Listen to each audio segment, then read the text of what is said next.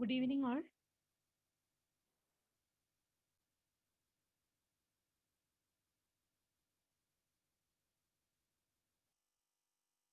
So, the next topic, highway engineering തന്നെ വരുന്ന next topic ആണ് construction and maintenance of pavements.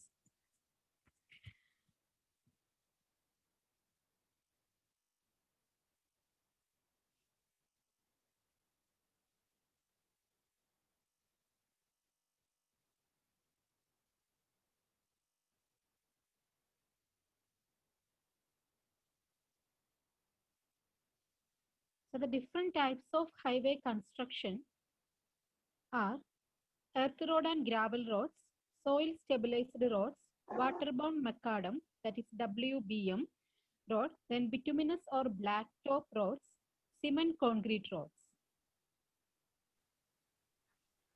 These are the different types of highway construction.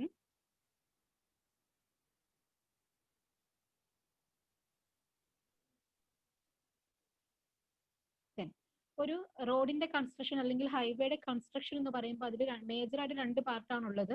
അത് first one എന്ന് പറഞ്ഞാൽ അതിന്റെ earth work ആണ് അല്ലെ, സബ്ഗ്രേഡ് പ്രിപ്പയർ ചെയ്യുന്നതാണ്. ദെൻ സെക്കൻഡ് വൺ എന്ന് പറഞ്ഞാൽ അതിന്റെ സ്ട്രക്ചർ കൺസ്ട്രക്ട് ചെയ്യുന്നതാണ് സെക്കൻഡ് സ്റ്റേജ് എന്ന് പറയുന്നത്. അപ്പോൾ ഫസ്റ്റ് സ്റ്റേജിൽ ഈ എർത്ത് വർക്ക് അല്ലെങ്കിൽ സബ്ഗ്രേഡിന്റെ കൺസ്ട്രക്ഷനിൽ മെയിൻ ആയിട്ട് എർത്ത് വർക്ക് ആണ് വരുന്നത്. അപ്പൊ അവിടെ എർത്ത് വർക്ക് വേണ്ടി വരുന്ന കുറച്ച് എക്സ്കവേഷൻ എക്യുപ്മെന്റും പിന്നെ അതുപോലെ തന്നെ കോമ്പാക്ഷൻ യൂസ് ചെയ്യുന്ന എക്യുപ്മെന്റ്സും, അത് നമുക്ക് PSCക്ക് ഇങ്ങനെ ഓരോ മെറ്റീരിയലിന് ഏത് ടൈപ്പ് എക്യുപ്മെന്റ് ആണ് യൂസ് ചെയ്യുന്നത് കോമ്പാക്ട് ചെയ്യാനായിട്ടും അതുപോലെ എക്സ്കവേഷൻ ചെയ്യാനായിട്ടും ഏത് ടൈപ്പ് പർട്ടിക്കുലർ മെറ്റീരിയലിന് ഏത് ടൈപ്പ് എക്യുപ്മെന്റ് ആണ് യൂസ് ചെയ്യുന്നതെന്ന് ചോദിക്കാറുണ്ട്.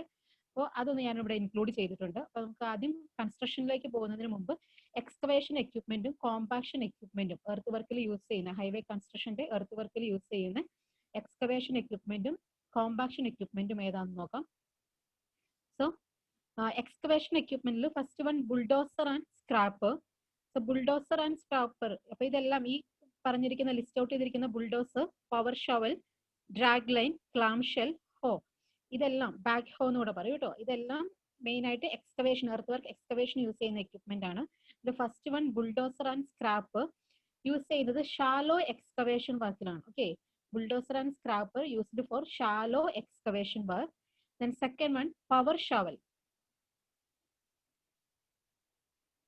Power shovel which is used for or which is suitable to excavate the earth of all classes except rock. Okay, okay. Power shovel is suitable for excavate earth of all classes except rock. Then next one, drag line. Drag line is used to excavate soft earth. Then clamshell, it is used to excavate soft to medium materials and loose material. Then next one, hoe, അതല്ലെങ്കിൽ back hoe എന്ന് പറയും, which is used to excavate stiff material. അപ്പോൾ ഈ ഓരോ earth വർക്കിന് use ചെയ്യുന്ന എക്യുപ്മെന്റും അത് ഏതൊക്കെ മെറ്റീരിയൽ എക്സ്കവേറ്റ് ചെയ്യാനാണ് യൂസ് ചെയ്യുന്നത് എന്നുള്ളത് ബൈ ഹാർട്ട് ചെയ്ത് വെക്കുക. ഓക്കെ,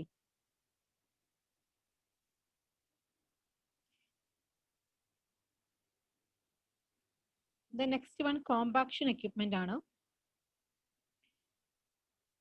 സോ കോമ്പാക്ഷൻ യൂസ് ചെയ്യുന്ന എക്യുപ്മെന്റ് എന്ന് പറഞ്ഞാൽ മെയിൻലി റോളേഴ്സ് ആണ്. റോളേഴ്സ് 3 ടൈപ്സ് ഉണ്ട്: smooth wheeled rollers, pneumatic tyred rollers, sheep foot roller. പിന്നെ അതുകൂടാതെ നമ്മൾ കോമ്പാക്ഷൻ യൂസ് ചെയ്യുന്നതാണ് rammers, then vibrators. So smooth wheeled rollers mainly used to or which is suitable to roll wide range of soil, especially granular soil. Okay, granular soil compact ചെയ്യാനായിട്ടാണ് smooth wheeled rollers use ചെയ്യുന്നത്. Then pneumatic tired rollers are used to combat non-plastic silt and fine sands. Then sheep foot roller, most suited to combat clay soil. അപ്പോൾ അതൊരു PSC question ആണ്. Clay soil compact ചെയ്യാനായിട്ട് use ചെയ്യുന്ന equipment sheep foot roller. Okay, sheep foot roller, most suited to combat clay soil. Then rammers എന്ന് പറയുമ്പോൾ which is used to combat relatively small areas. അപ്പോൾ ഈ rollers എന്ന് പറയുമ്പോൾ അതെന്തൊക്കെ പറഞ്ഞാലും എന്താ വലിയ എക്യുപ്മെന്റ്സ് ആണ്. അപ്പം അതൊന്നും എത്തിപ്പെടാത്ത സ്മോൾ ഏരിയാസ് കോമ്പാക്ട് ചെയ്യാനായിട്ടാണ്. ഇപ്പോൾ ഒരു ഫൗണ്ടേഷൻ ആവാം, അങ്ങനെയുള്ള ചെറിയ ഏരിയാസ് കോമ്പാക്ട് ചെയ്യാനായിട്ട് യൂസ് ചെയ്യുന്നതാണ് റാമേഴ്സ്. അതുപോലെ തന്നെ vibrators used most suited for combating dry cohesionless granular material. Okay, vibrators are most suited for combating dry cohesionless granular material. ഈ ഒരു എക്സ്കവേഷൻ എക്യുപ്മെന്റും കോമ്പാക്ഷൻ എക്യുപ്മെന്റും എർത്ത് വർക്കിന്റെ എക്സ്കവേഷൻ ആൻഡ് കോമ്പാക്റ്റിംഗ് എക്യുപ്മെന്റ് ഏതൊക്കെയാണെന്നും അത് ഏത് സോയിലിൽ ഏത് കണ്ടീഷനിലാണ് പ്രിഫറബിൾ ആയിട്ടുള്ളതെന്നും പഠിച്ചു വെക്കുക.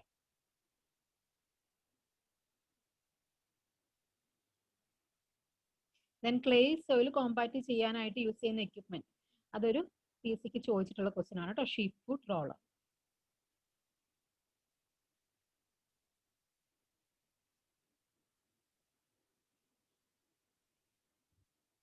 നെക്സ്റ്റ് നമുക്ക് കൺസ്ട്രക്ഷനിലേക്ക് വരാം. ഇപ്പൊ കൺസ്ട്രക്ഷൻ എന്ന് പറയുമ്പോൾ മെയിൻലി ഹൈവേ കൺസ്ട്രക്ഷനിൽ വരുന്ന ടൈപ്പ് ഓഫ് കൺസ്ട്രക്ഷൻ എന്ന് പറയുന്നത് earth road construction, then gravel roads ഉണ്ട്, then WBM wet mix, water bound macadam, then bituminous road and concrete roads. ഇത്രയും കൺസ്ട്രക്ഷൻ ടൈപ്സ് ആണ് വരുന്നത്. അപ്പൊ അതിൽ ഫസ്റ്റ് തന്നെ എർത്ത് റോഡ്സ് എന്ന് പറഞ്ഞാലേ, ഇപ്പൊ എർത്ത് റോഡ്സ് ഒന്നും നമ്മുടെ ഈ ഒരു സമയത്ത് എർത്ത് റോഡ്സ് ഒന്നും കൺസ്ട്രക്ട് ചെയ്യാറില്ല. പക്ഷെ എർത്ത് റോഡ്സ് എന്ന് പറഞ്ഞാൽ it is the cheapest type off road prepared from natural soil, and the permanent section is totally made out of soil available at site and nearby borrow pits. Then അതിന്റെ camper അത് നോക്കി വെക്കുക. Earth roads ആണെങ്കിൽ അതിന്റെ camper അതല്ലെങ്കിൽ cross slope എന്ന് പറയുന്നത് 1:20 to 1:33 ആണ്. ക്യാമ്പർ എന്താണെന്ന് ഓൾറെഡി പറഞ്ഞതാണ്. എന്താണ് ക്യാമ്പർ? പെർമനന്റിന്റെ ട്രാൻസ്വേഴ്സ് ഡയറക്ഷനിൽ പ്രൊവൈഡ് ചെയ്യുന്ന സ്ലോപ്പിനാണ് ക്യാമ്പർ എന്ന് പറയുന്നത്. ട്രാൻസ്വേഴ്സ് ഡയറക്ഷനിൽ പ്രൊവൈഡ് ചെയ്യുന്ന സ്ലോപ്പിനാണ് ക്യാമ്പർ എന്ന് പറയുന്നത്. മെയിൻലി അതിന്റെ പർപ്പസ് എന്ന് പറഞ്ഞാൽ ഡ്രെയിനേജ് ആണ്. റെയിൻ വാട്ടർ ഡ്രെയിൻ ഓഫ് ചെയ്ത് കളയാനായിട്ടാണ് നമ്മൾ ക്യാമ്പർ പ്രൊവൈഡ് ചെയ്യുന്നത്. അപ്പോൾ എർത്ത് റോഡ്സിലെ ക്യാമ്പർ എന്ന് പറയുന്നത് 1:20 to 1:33 ആണ്. നെക്സ്റ്റ് വൺ ഗ്രാവൽ റോഡ്സ് ആണ്. അപ്പോൾ ഗ്രാവൽ റോഡ്സ് എന്ന് പറയുമ്പോൾ അവിടെ മെറ്റീരിയൽ യൂസ് ചെയ്യുന്ന ഗ്രാവൽസ് ആയിരിക്കും. എർത്ത് റോഡ്സിനേക്കാളും കുറച്ചുകൂടെ സുപ്പീരിയർ ആയിട്ട് വരുന്നതാണ് ഗ്രാവൽ റോഡ്സ് എന്ന് പറയുന്നത്. Road consist of carriage way constructed using gravels. Then അതിന്റെ ക്യാമ്പർ എന്ന് പറയുന്നത് 1:25 to 1:30.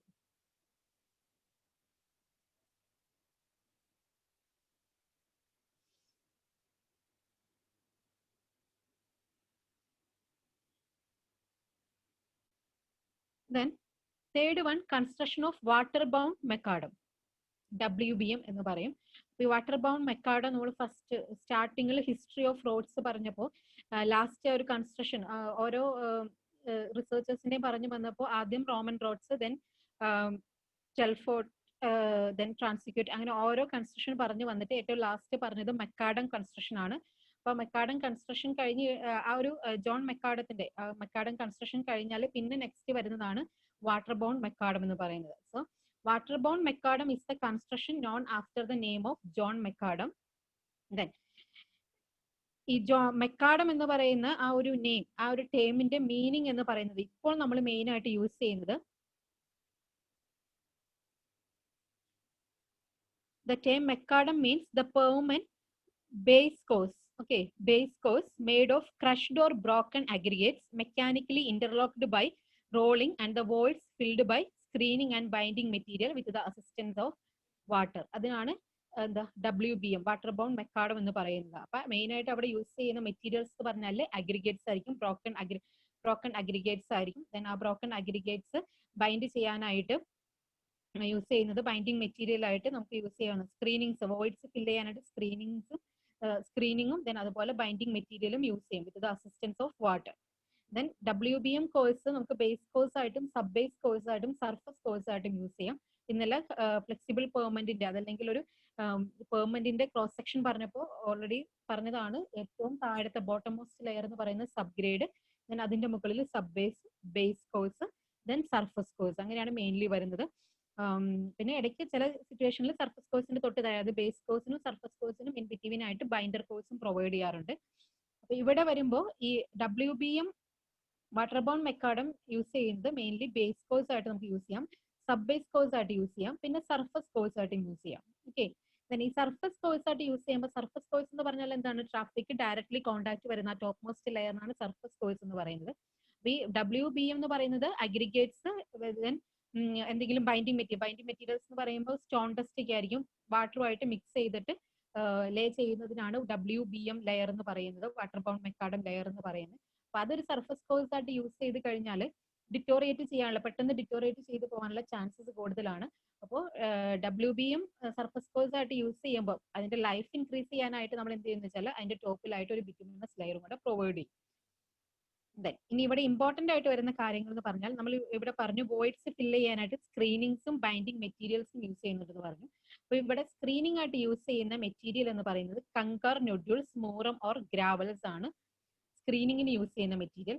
ദെൻ ബൈൻഡിങ് മെറ്റീരിയൽ ആയിട്ട് യൂസ് ചെയ്യുന്നത് സോഫ്റ്റ് മൂറം ഓർ സ്റ്റോൺ ഡസ്റ്റ് ആണ്. ഓക്കെ, അതും PSCക്ക് ചോദിച്ചിട്ടുള്ളതാണ്. വാട്ടർ ബൗണ്ട് മെക്കാഡത്തിൽ ബൈൻഡിങ് മെറ്റീരിയൽ ആയിട്ട് യൂസ് ചെയ്യുന്നത് എന്താണ്? ഓക്കെ, അതൊരു PSC ക്വസ്റ്റ്യൻ ആണ്. അപ്പൊ സ്റ്റോൺ ഡസ്റ്റ് ആയിരുന്നു അതിൽ ഓപ്ഷൻ ആൻസർ വരുന്ന സ്റ്റോൺ ഡസ്റ്റ്. ദെൻ റെഡ് എർത്തും ആൻസർ ആണ്. അപ്പൊ ബൈൻഡിങ് അത് നോക്കിയിരിക്കുക. വാട്ടർ ബൗണ്ട് മെക്കാഡത്തിൽ ബൈൻഡിങ് മെറ്റീരിയൽ ആയിട്ട് യൂസ് ചെയ്യുന്നതാണ് stone dust or soft moorum, that is red earth. അത് ഇമ്പോർട്ടന്റ് ആണ് ഈ ഒരു പോർഷനിൽ നിന്ന്.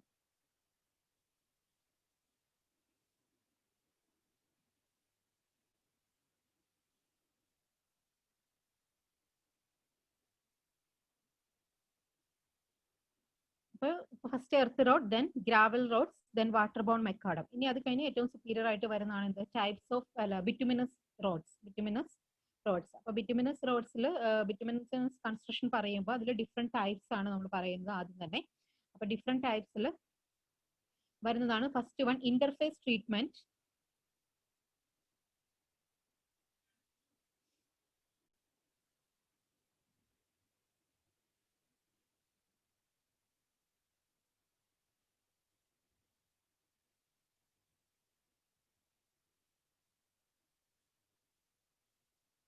Interface treatment like priming coat or tack coat, then surface dressing and seal coat, then grouted or penetration type construction, then premix method. ഇത്രയും method ആണ് bituminous റോഡിന്റെ കൺസ്ട്രക്ഷനിൽ വരുന്നത്. ഓക്കെ, അല്ലെങ്കിൽ ബിറ്റുമിനസ് പെർമനന്റ് കൺസ്ട്രക്ഷനിൽ വരുന്നതാണ് interface treatment like prime coat and tack coat, then surface dressing, then penetration type construction, then premix methods. ഓരോന്ന് നോക്കാം നമുക്ക്.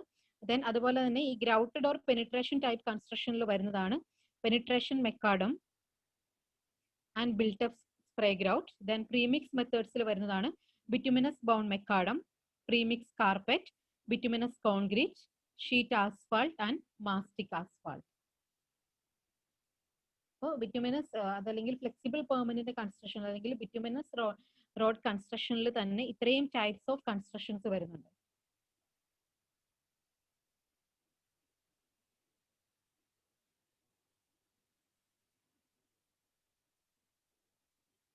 സോ അതിൽ ഫസ്റ്റ് ടൈപ്പ് എന്ന് പറയുന്നത് ഇന്റർഫേസ് ട്രീറ്റ്മെന്റ് ആണ്.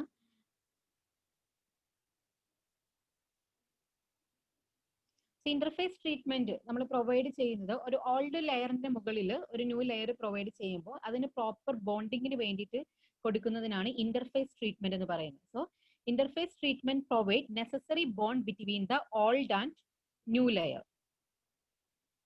Okay, so surface of the existing permanent layer is to be cleaned and remove dust and dirt. Then a thin layer of bituminous binder is sprayed before the construction of any type of bituminous layer. അപ്പോൾ രണ്ട് layer, ഒരു old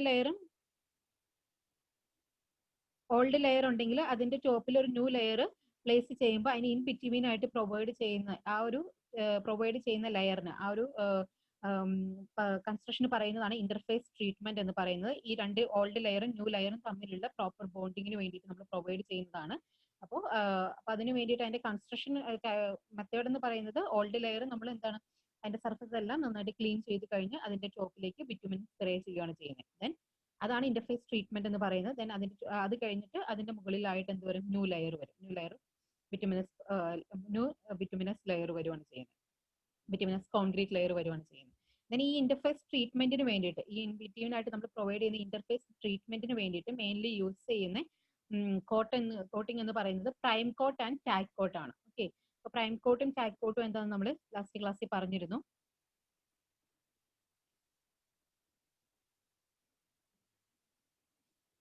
interface ട്രീറ്റ്മെന്റിൽ നമ്മൾ use ചെയ്യുന്നത് prime coat അതല്ലെങ്കിൽ talk coat ആണ് use ചെയ്യുന്നത്. അപ്പൊ prime coat എന്ന് പറഞ്ഞാൽ നമ്മൾ കൊടുക്കുന്നത് എന്താണ്? കട്ട് ബാക്ക് ബിറ്റുമിൻ ആണ് അല്ലെ. പ്രൈം കോട്ട് എന്ന് പറയുന്നത് രണ്ട് ലെയറിന്റെ ബോണ്ടിങ്ങിന് വേണ്ടിയിട്ട് കൊടുക്കുന്നതാണ്. അപ്പൊ അത് കട്ട് ബാക്ക് ബിറ്റുമിൻ ആണ് യൂസ് ചെയ്യുന്നത്. ദെൻ ടാക്ക് കോട്ടിന് വേണ്ടി യൂസ് ചെയ്യുന്നത് എന്താണ്? ബിറ്റുമിനസ് എമൾഷൻ ആണ്. ഓക്കെ, ബിറ്റുമിനസ് എമൾഷൻ ആണ് ഇവിടെ യൂസ് ചെയ്യുന്നത്. ടാക്ക് കോട്ട് ആയിട്ട് യൂസ് ചെയ്യുന്നത് എമൾഷൻ ആണ്. പ്രൈം കോട്ടായിട്ട് യൂസ് ചെയ്യുന്നത് കട്ട് ബാക്ക് ബിറ്റുമിൻ ആണ്. കട്ട് ബാക്ക് ബിറ്റുമിൻ അതാണ് ഇന്റർഫേസ് ട്രീറ്റ്മെന്റ് എന്ന് പറയുന്നത്. അപ്പൊ ഇന്റർഫേസ് ട്രീറ്റ്മെന്റ് എന്ന് പറഞ്ഞാൽ 2 ലെയർ, ഒരു ഓൾഡ് ലെയറിന്റെ മുകളിൽ ഒരു ന്യൂ ലെയർ കൺസ്ട്രക്ട് ചെയ്യുകയാണെങ്കിൽ അതിന് ഇൻ ബിറ്റ്വീൻ ആയിട്ട് പ്രോപ്പർ ബോണ്ടിങ്ങിന് വേണ്ടി നമ്മൾ കൊടുക്കുന്ന ആ ഒരു ട്രീറ്റ്മെന്റിനാണ് ഇന്റർഫേസ് ട്രീറ്റ്മെന്റ് എന്ന് പറയുന്നത്.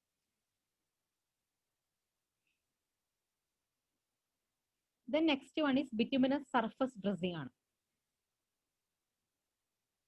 ബിറ്റുമിനസ് സർഫസ് ഡ്രസ്സിംഗ് എന്ന് പറഞ്ഞാലും അതൊരു ട്രീറ്റ്മെന്റ് ആണ്. അതായത് ഓൾറെഡി എക്സിസ്റ്റിംഗ് ആയിട്ടുള്ള പെർമനന്റിന്റെ ടോപ്പിലായിട്ട് നമ്മളൊരു ബിയറിംഗ് കോട്ട് പ്രൊവൈഡ് ചെയ്യുന്നതിനാണ് സർഫസ് ഡ്രസ്സിംഗ് എന്ന് പറയുന്നത്. So it is provided over an existing permanent to serve as thin bearing coat.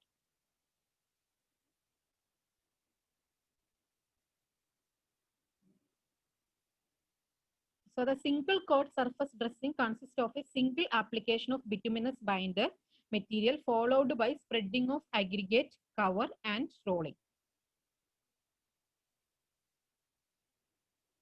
So ഇതിലപ്പോൾ അതിന്റെ കൺസ്ട്രക്ഷൻ എന്ന് പറയുന്നത് ഫസ്റ്റ് നമ്മൾ എന്താണ് അഗ്രിഗേറ്റ് സ്പ്രെഡ് ചെയ്ത് കഴിഞ്ഞിട്ട് അതിന്റെ മുകളിലേക്ക് ബിറ്റുമിനസ് ബൈൻഡർ സ്പ്രേ ചെയ്യും, അപ്ലൈ ചെയ്യും, ദെൻ റോൾ ചെയ്തെടുക്കുകയാണ് ചെയ്യുന്നത്. അപ്പോൾ എക്സിസ്റ്റിംഗ് ലെയറിന്റെ മുകളിൽ ബിയറിംഗ് കോട്ടായിട്ട് പ്രൊവൈഡ് ചെയ്യുന്ന ആ ഒരു ട്രീറ്റ്മെന്റിനാണ് ബിറ്റുമിനസ് സർഫസ് ഡ്രസ്സിംഗ് എന്ന് പറയുന്നത്. ദെൻ അതിന്റെ മെയിൻ ഫംഗ്ഷൻ എന്ന് പറഞ്ഞാൽ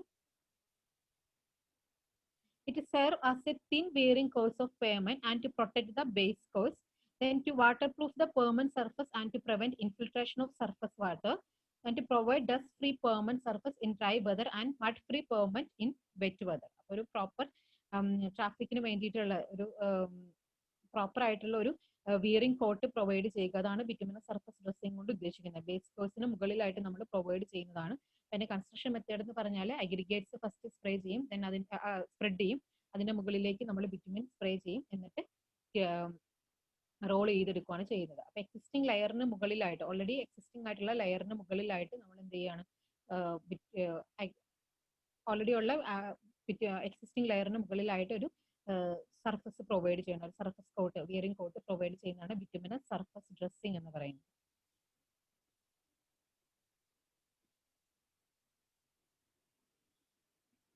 The next type of bituminous construction ആണ് penetration macadam or grouted macadam എന്ന് പറയുന്നത്.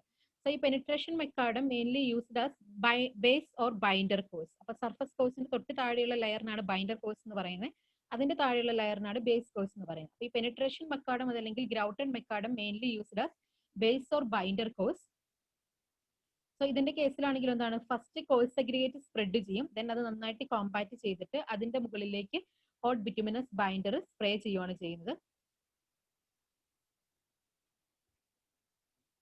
സോ ഇത് രണ്ട് രീതിയിൽ നമുക്ക് പ്രൊവൈഡ് ചെയ്യാം. അതായത് full grout mainly used for heavy rainfall ഏരിയയിൽ, ദെൻ സെമി ഗ്രൗട്ട് എന്ന് പറഞ്ഞാൽ മോഡറേറ്റ് റെയിൻഫോൾ ആൻഡ് ട്രാഫിക് ഏരിയയിലാണ് പ്രൊവൈഡ് ചെയ്യുന്നത്. അപ്പൊ അതെന്താ, ഈ ഫുൾ ഗ്രൗട്ട് എന്ന് പറഞ്ഞാൽ നമ്മൾ ബിറ്റുമിനസ് ബൈൻഡർ അപ്ലൈ ചെയ്ത് കഴിയുമ്പോൾ അത് ഫുൾ ഡെപ്തിലേക്ക് പെനിട്രേറ്റ് ചെയ്ത് പോകുന്നുണ്ടെങ്കിൽ അതിനാണ് ഫുൾ ഗ്രൗട്ട് പെനിട്രേഷൻ മെക്കാഡം എന്ന് പറയുന്നത്. ദെൻ സെമി ഗ്രൗട്ട് എന്ന് പറഞ്ഞാൽ ആ ബിറ്റുമിൻ സ്പ്രേ ചെയ്ത് കഴിയുമ്പോൾ അത് അതിന്റെ ഒരു ഹാഫ് ഡെപ്ത് വരേക്കാണ് പെനിട്രേറ്റ് ചെയ്ത് പോകുന്നതുണ്ടെങ്കിൽ അതിനാണ് സെമി ഗ്രൗട്ട് എന്ന് പറയുന്നത്. അപ്പൊ penetration macadam or grouted macadam എന്ന് പറഞ്ഞാൽ അത് ബേസ് കോഴ്സ് അതല്ലെങ്കിൽ ബൈൻഡർ കോഴ്സ്, ഏറ്റവും ടോപ്പ് മോസ്റ്റ് ലെയർ അല്ല, അതിന്റെ തൊട്ട് താഴെയുള്ള 2 ലെയർ ആയിട്ടാണ് പെനിട്രേഷൻ മെക്കാഡം അതല്ലെങ്കിൽ ഗ്രൗട്ടഡ് മെക്കാഡം കൺസ്ട്രക്ഷൻ നമ്മൾ ആ ഒരു കൺസ്ട്രക്ഷൻ മെത്തേഡ് യൂസ് ചെയ്യുന്നത്. ബേസ് കോഴ്സ് അതല്ലെങ്കിൽ ബൈൻഡർ കോഴ്സിന്റെ കൺസ്ട്രക്ഷന് വേണ്ടിയിട്ടാണ് യൂസ് ചെയ്യുന്നത്. അപ്പൊ അതിന്റെ മെത്തേഡ് എങ്ങനെയാണെന്ന് വെച്ചാൽ ഫസ്റ്റ് കോഴ്സ് അഗ്രിഗേറ്റ് സ്പ്രെഡ് ചെയ്യും, ദെൻ നന്നായിട്ട് കോമ്പാക്ട് ചെയ്ത് കഴിഞ്ഞ് അതിന് മുകളിലേക്ക് ഹോട്ട് ബിറ്റുമിനസ് ബൈൻഡർ അപ്ലൈ ചെയ്യുകയാണ് ചെയ്യുന്നത്. ഓക്കെ, അപ്പോൾ this bitumen penetrates into the voids and filling up the part of the voids and binding stone aggregates together. അപ്പോൾ അത് ഫുൾ ഡെപ്തിൽ ബിറ്റുമിൻ ഫുൾ ഡെപ്തിൽ പെനിട്രേറ്റ് ചെയ്യുന്നുണ്ടെങ്കിൽ it is called full grout penetration macadam. Then ഒരു half ഡെപ്തിലാണ് penetrate ചെയ്യുന്നുണ്ടെങ്കിൽ then it is called semi grout penetration macadam. Then full grout penetration macadam heavy rainfall ഏരിയയിലും, semi grout penetration macadam moderate rainfall അതല്ലെങ്കിൽ moderate traffic, medium traffic ഉള്ള ഏരിയയിലുമാണ് use ചെയ്യുന്നത്.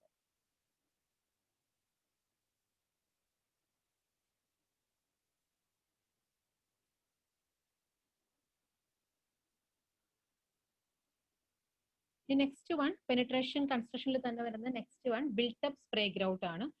Built up spray grout എന്ന് പറഞ്ഞാൽ it consist of 2 layer composite construction, compacted crushed aggregates with the application of bituminous binder after each layer for bonding and finished with a key aggregate. അതായത് ഇതൊരു composite construction ആണ്. 2 layer ആണ് main ആയിട്ടുള്ളത്. Consist of 2 layer composite construction. അതിലാണെങ്കിൽ compacted crushed aggregate,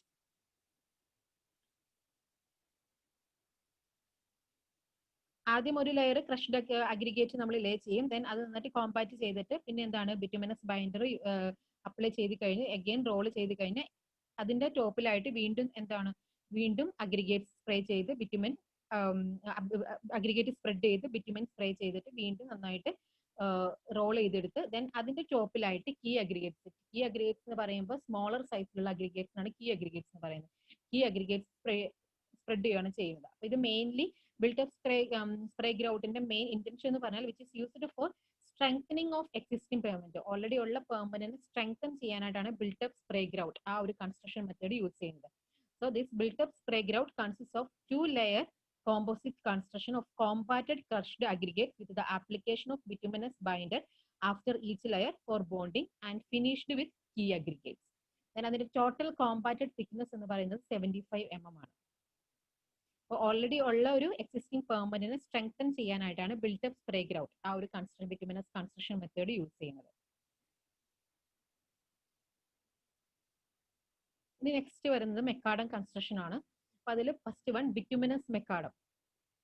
അപ്പോൾ പ്രീമിക്സ്ഡ് construction method, bituminous മെക്കാഡത്തിന് നമുക്ക് പ്രീമിക്സ്ഡ് construction method എന്നോട് പറയാം.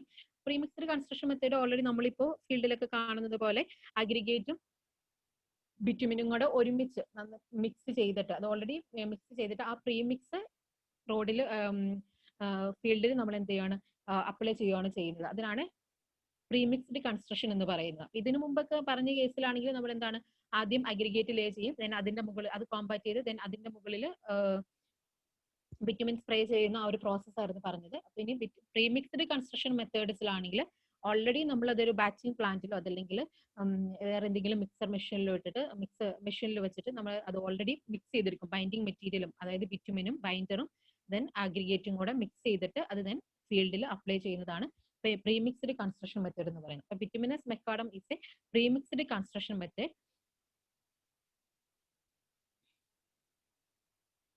So this consists of one or more courses of compacted crushed aggregate premixed with bitumen, and this premix laid immediately after mixing and then compacted. Then അതിന്റെ compacted thickness എന്ന് പറയുന്നത് 75 mm to 50 mm ആണ്. Then bituminous macadam main ആയിട്ട് നമ്മൾ use ചെയ്യുന്നത് base course or binder course ആണ്. Okay, BM is essentially a base course or binder course covered by suitable surface course before exposing it to traffic. അപ്പോൾ bituminous macadam mainly use ചെയ്യുന്നത് base course surface കോഴ്സിന്റെ താഴെയുള്ള 2 layer ആയിട്ടാണ്. അതായത് binder കോഴ്സും base കോഴ്സും ആയിട്ടാണ് നമ്മൾ യൂസ് ചെയ്യുന്നത്.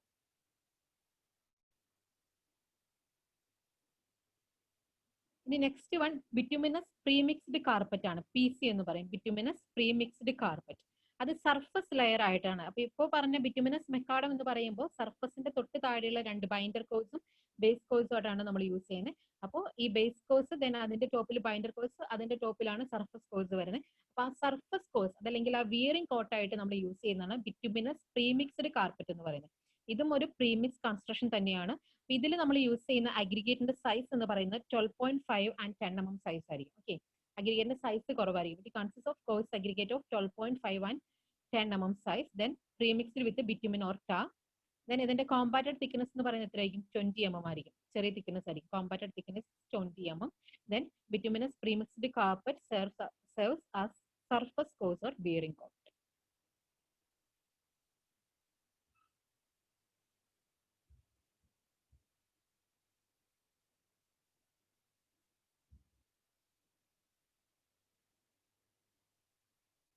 The next premixed method ആണ് bituminous concrete or asphalt concrete. So it is a dense graded premixed bituminous mix. Different gradation ഉണ്ട്. അപ്പോൾ ഓപ്പൺ ഗ്രേഡഡ് ഉണ്ട്, പ്രീമിക്സ് ദെൻ ഡെൻസ് ഗ്രേഡഡ് ഉണ്ട്. അപ്പോൾ ഇതിൽ bituminous concrete or asphalt concrete BC or AC എന്ന് നമുക്ക് പറയാം, AC എന്ന് പറയും. സോ അതെന്ന് പറയുന്നത് ഡെൻസ് ഗ്രേഡഡ് പ്രീമിക്സ്ഡ് ബിറ്റുമിനസ് മിക്സ് ആണ്. Then this BC consists of carefully proportioned mixture of coarse aggregate, fine aggregate, mineral filler and the bitumen. അപ്പൊ അതിൽ ആ മിക്സ് ചെയ്യാൻ യൂസ് ചെയ്യുന്നത് എന്തൊക്കെയാണ്? Coarse aggregate, fine aggregate, mineral filler and the bitumen. അപ്പോൾ Marshall method പോലുള്ള design method use ചെയ്തിട്ടാണ് mainly bituminous concrete or asphalt concrete prepare ചെയ്യുന്നത്. Okay, Bricks is designed by an appropriate method such as Marshall method. അത് for improving the stability, flexibility, durability. ആ ഒരു പെർമനന്റിന്റെ stability, durability, flexibility അങ്ങനെയുള്ള properties improve ചെയ്യാനായിട്ടാണ് നമ്മൾ ഈ bituminous concrete അതല്ലെങ്കിൽ ഈ ഒരു പർട്ടിക്കുലർ ഡിസൈൻ മെത്തേഡ് യൂസ് ചെയ്തിട്ട് അത് ഡിസൈൻ ചെയ്യുന്നത്. അപ്പോൾ ബിറ്റുമിനസ് കോൺക്രീറ്റ് എന്ന് പറഞ്ഞാൽ it consist of carefully proportion mixture of course aggregate, fine aggregate, mineral filler and bitumen. Then അതിന്റെ തിക്നെസ് എന്ന് പറയുന്നത് 40 to 75 mm ആണ്.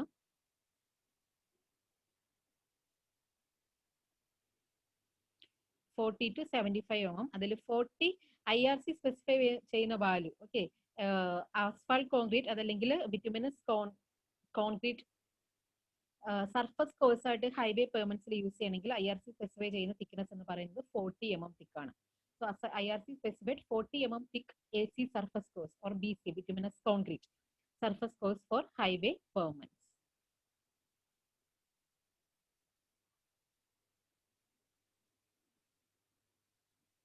ഇനി വരുന്ന next type construction bituminous construction ആണ് sheet asphalt.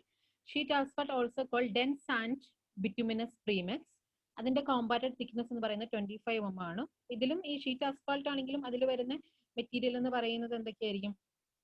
അഗ്രിഗേറ്റും ബിറ്റുമിനും then fine aggregate ഒക്കെ ആയിരിക്കും മെയിൻ ആയിട്ട് വരുന്നത്. ദെൻ കോമ്പാക്റ്റഡ് തിക്നെസ് എന്ന് പറയുന്നത് 25 mm ആണ്. ദെൻ ഷീറ്റ് ആസ്ഫാൾട്ട് യൂസ് ചെയ്യുന്നത് സർഫസ് കോഴ്സ് അതല്ലെങ്കിൽ ബിയറിംഗ് കോഴ്സ് ആയിട്ടാണ് ഷീറ്റ് ആസ്ഫാൾട്ട് യൂസ് ചെയ്യുന്നത്. ദെൻ ഈ sheet asphalt mainly laid over cement concrete pavement to provide an excellent riding surface. അപ്പോൾ ഷീറ്റ് ആസ്ഫാൾട്ട് നമ്മൾ ഓൾറെഡി ഉള്ള ഒരു സിമന്റ് കോൺക്രീറ്റ് റിജിഡ് പെർമനന്റിന്റെ സിമന്റ് കോൺക്രീറ്റ് പെർമനന്റിന്റെ ടോപ്പിൽ എക്സലന്റ് റൈഡിംഗ് സർഫസിന് വേണ്ടിയിട്ട് ഒരു ബിറ്റുമിനസ് പെർമനന്റ് ലെയർ ആയിട്ടാണ് ഷീറ്റ് ആസ്ഫാൾട്ട് യൂസ് ചെയ്യുന്നത്. Then the last one is mastic asphalt.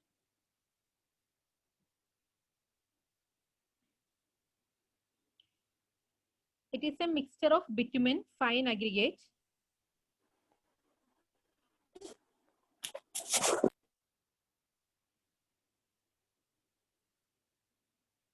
so mastic asphalt is a mixture of bitumen, fine aggregate and filler in suitable proportion. Same bituminous concrete പോലെ തന്നെയാണ്. ഇപ്പൊ sheet asphalt പറഞ്ഞാലും അതുപോലെ mastic asphalt ആണെങ്കിലും same bituminous concrete തന്നെയാണ്. Bituminous concrete പോലെ തന്നെയുള്ള ഒരു പ്രീമിക്സ് മെത്തേഡ് ആണ്.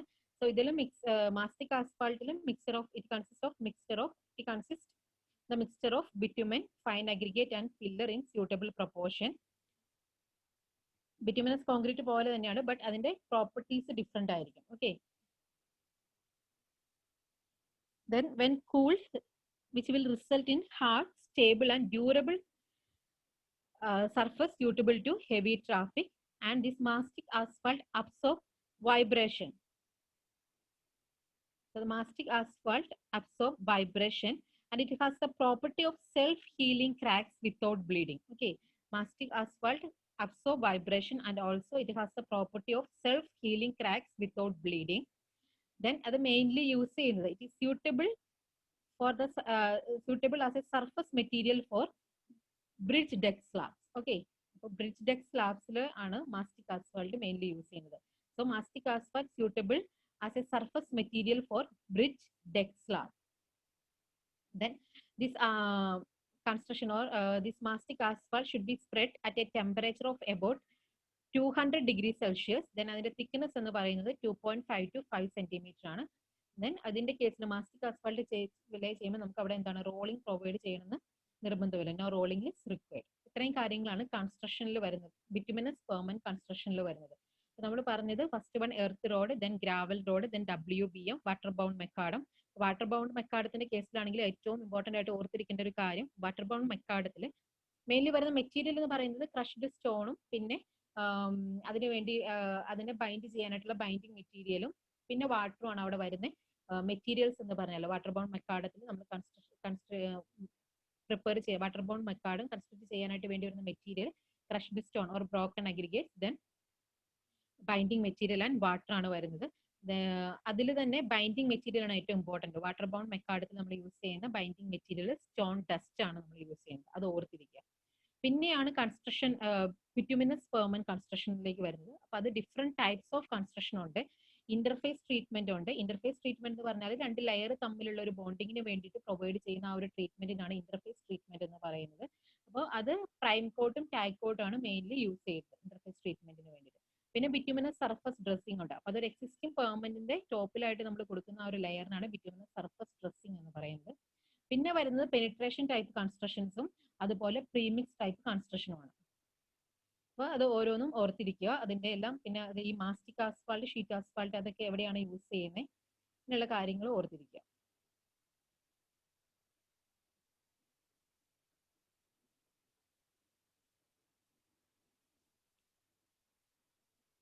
ഇനി last type of highway construction എന്ന് പറയുന്നത് സിമെന്റ് കോൺക്രീറ്റ് പെർമനന്റ് സ്ലാബ് ആണ്. അതായത് സിമെന്റ് കോൺക്രീറ്റ് ആണ്, construction of cement concrete permanent. അപ്പോൾ റിജിഡ് പെർമനന്റ് തന്നെയാണ് സിമെന്റ് കോൺക്രീറ്റ് പെർമനന്റ് എന്ന് പറയുന്നത്. അപ്പൊ അത് രണ്ട് ഗ്രൂപ്പായിട്ട് നമുക്ക് ഡിവൈഡ് ചെയ്യാം. അല്ലെങ്കിൽ ആ സിമെന്റ് കോൺക്രീറ്റ് പെർമനന്റ് കൺസ്ട്രക്ഷൻ എന്ന് പറയുമ്പോൾ രണ്ട് സ്റ്റേജിലായിട്ടാണ്. ഒന്ന് construction of pavement slab, then next one construction of joint. അപ്പോൾ ഈ കോൺക്രീറ്റ് പെർമനന്റ് കൺസ്ട്രക്ട് ചെയ്യുമ്പോൾ അവിടെ ജോയിന്റ്സും കൂടെ കൺസിഡർ ചെയ്യണം. അപ്പോൾ പെർമനന്റ് സ്ലാബിന്റെ കൺസ്ട്രക്ഷനും ദെൻ അതുപോലെ കൺസ്ട്രക്ഷൻ ഓഫ് ജോയിന്റ്സും construction of cement concrete pavement വരുന്നുണ്ട്. ഫസ്റ്റ് നമുക്ക് കൺസ്ട്രക്ഷൻ ഓഫ് പെർമനന്റ് സ്ലാബ് എന്താണെന്ന് നോക്കാം. So the various specification for cement grouted slabs are മൂന്ന് ടൈപ്പ് ആണ് വരുന്നത്. Cement grouted layer, rolled concrete layer and cement concrete slab. So the first one, cement grouted layer എന്ന് പറഞ്ഞാൽ it is a open graded aggregate mix is laid on the prepared subgrade. അപ്പോൾ ഈ cement ഒരു rigid permanent അതല്ലെങ്കിൽ cement concrete പെർമനന്റിന്റെ structure എന്ന് പറയുമ്പോൾ നമുക്ക് ഏറ്റവും ബോട്ടം മോസ്റ്റ് ലെയർ എന്ന് പറയുന്നത് സബ്ഗ്രേഡ്, ദെൻ സബ്ഗ്രേഡിന്റെ മുകളിൽ സബ് ബേസ് പ്രൊവൈഡ് ചെയ്യും, ദെൻ അതിന്റെ ടോപ്പിലായിട്ട് ബേസ് കോഴ്സ് പ്രൊവൈഡ് ചെയ്യും, അതിന്റെ മുകളിലായിട്ടാണ് CC സ്ലാബ് വരുന്നത്. ഓക്കെ, അപ്പൊ ഏറ്റവും താഴെ subgrade, then sub base course വരും, ദെൻ ബേസ് കോഴ്സ് വരും, അതിന്റെ ടോപ്പിലായിട്ട് സിമെന്റ് കോൺക്രീറ്റ് പെർമനന്റ് വരെ ചെയ്യും. അപ്പൊ ചിലപ്പോൾ സബ്ഗ്രേഡിന്റെ തൊട്ട് മുകളിലായിട്ട് ബേസ് കോഴ്സ് പ്രൊവൈഡ് ചെയ്ത് ദെൻ അതുപോലെ തന്നെ നമുക്ക് CC സിമെന്റ് കോൺക്രീറ്റും ചില കേസസിൽ ലേ ചെയ്യുന്നുണ്ട്. ചില കേസസിൽ സബ്ഗ്രേഡിന്റെ തൊട്ട് മുകളിൽ തന്നെയായിട്ട് CC പെർമനന്റ് ലേ ചെയ്യും, ബേസ് കോഴ്സും സബ് ബേസ് കോഴ്സും ഒന്നും പ്രൊവൈഡ് ചെയ്യാതെയും കൊടുക്കാറുണ്ട്. അപ്പൊ സാധാരണ ഒരു സ്ട്രക്ചർ എന്ന് പറഞ്ഞാൽ subgrade, then sub base course, then base course, then അതിന്റെ ടോപ്പിലായിട്ട് സിമെന്റ് കോൺക്രീറ്റ് ലെയർ ആണ് വരുന്നത്. അപ്പൊ ഇതിൽ ഈ പെർമനന്റ് സ്ലാബിന്റെ കൺസ്ട്രക്ഷൻ എന്ന് പറയുമ്പോൾ അതിൽ വേരിയസ് സ്പെസിഫിക്കേഷനിൽ ഫസ്റ്റ് രണ്ടെണ്ണം സിമെന്റ് ഗ്രൗട്ടഡ് ലെയറും അതുപോലെ റോൾഡ് കോൺക്രീറ്റ് ലെയറും മെയിൻലി ബേസ് കോഴ്സിന്റെ കൺസ്ട്രക്ഷന് വേണ്ടിയിട്ടാണ്.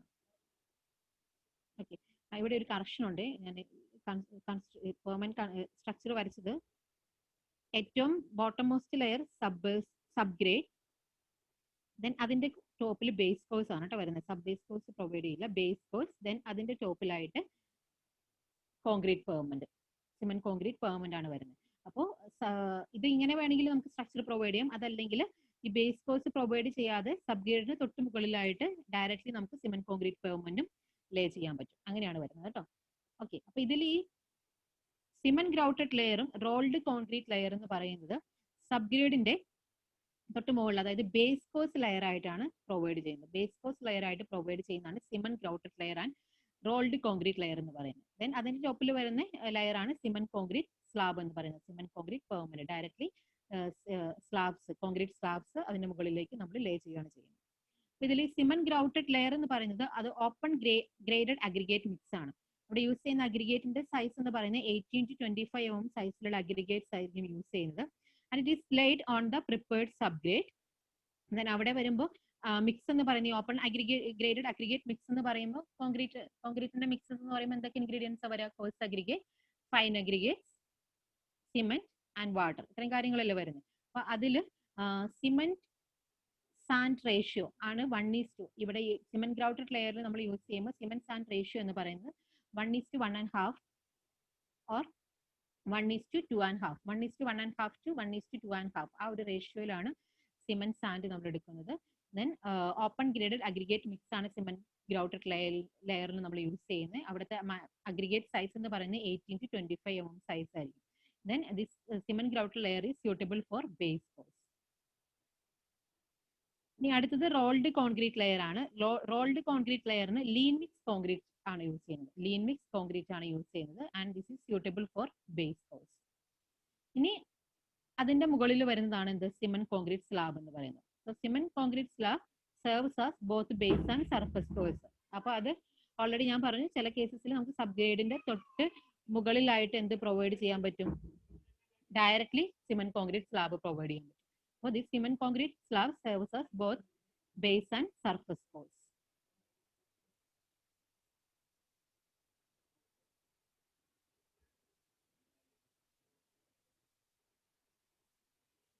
The next is method of construction of CC slab. ഇപ്പൊ രണ്ട് ടൈപ്പ് മെത്തേഡ് ആണുള്ളത്, alternate bay method and continuous bay method. alternate bay method and continuous bay method. So alternate bay മെത്തേഡിലാണെങ്കിൽ ഒരു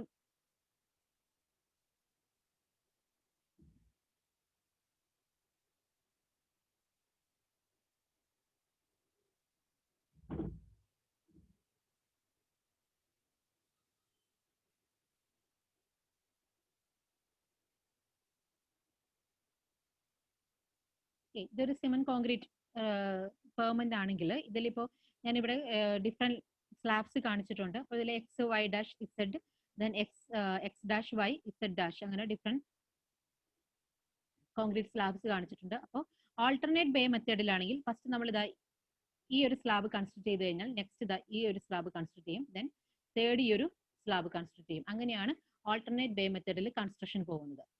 okay, so alternate bay method is constructing a bay or one slab in alternate succession, leaving the next or intermediate bay to follow after a gap of 1 week or so. ഒരുമിച്ച് ഒറ്റയടിക്ക് ലേ ചെയ്ത് പോവല്ല, alternate ആയിട്ട് ലേ ചെയ്ത് പോകുന്നതിനാണ് alternate bay method എന്ന് പറയുന്നത്.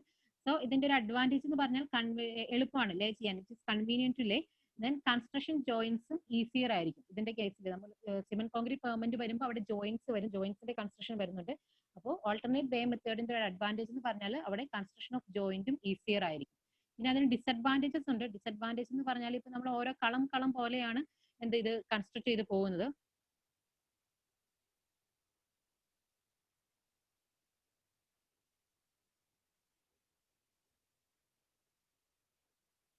First ഈ ഒരു സ്ലാബ് കൺസ്ട്രക്ട് ചെയ്തു, ദെൻ നെക്സ്റ്റ് ഈ സ്ലാബ് കൺസ്ട്രക്ട് ചെയ്തു, ദെൻ ഈ സ്ലാബ് കൺസ്ട്രക്ട് ചെയ്തു.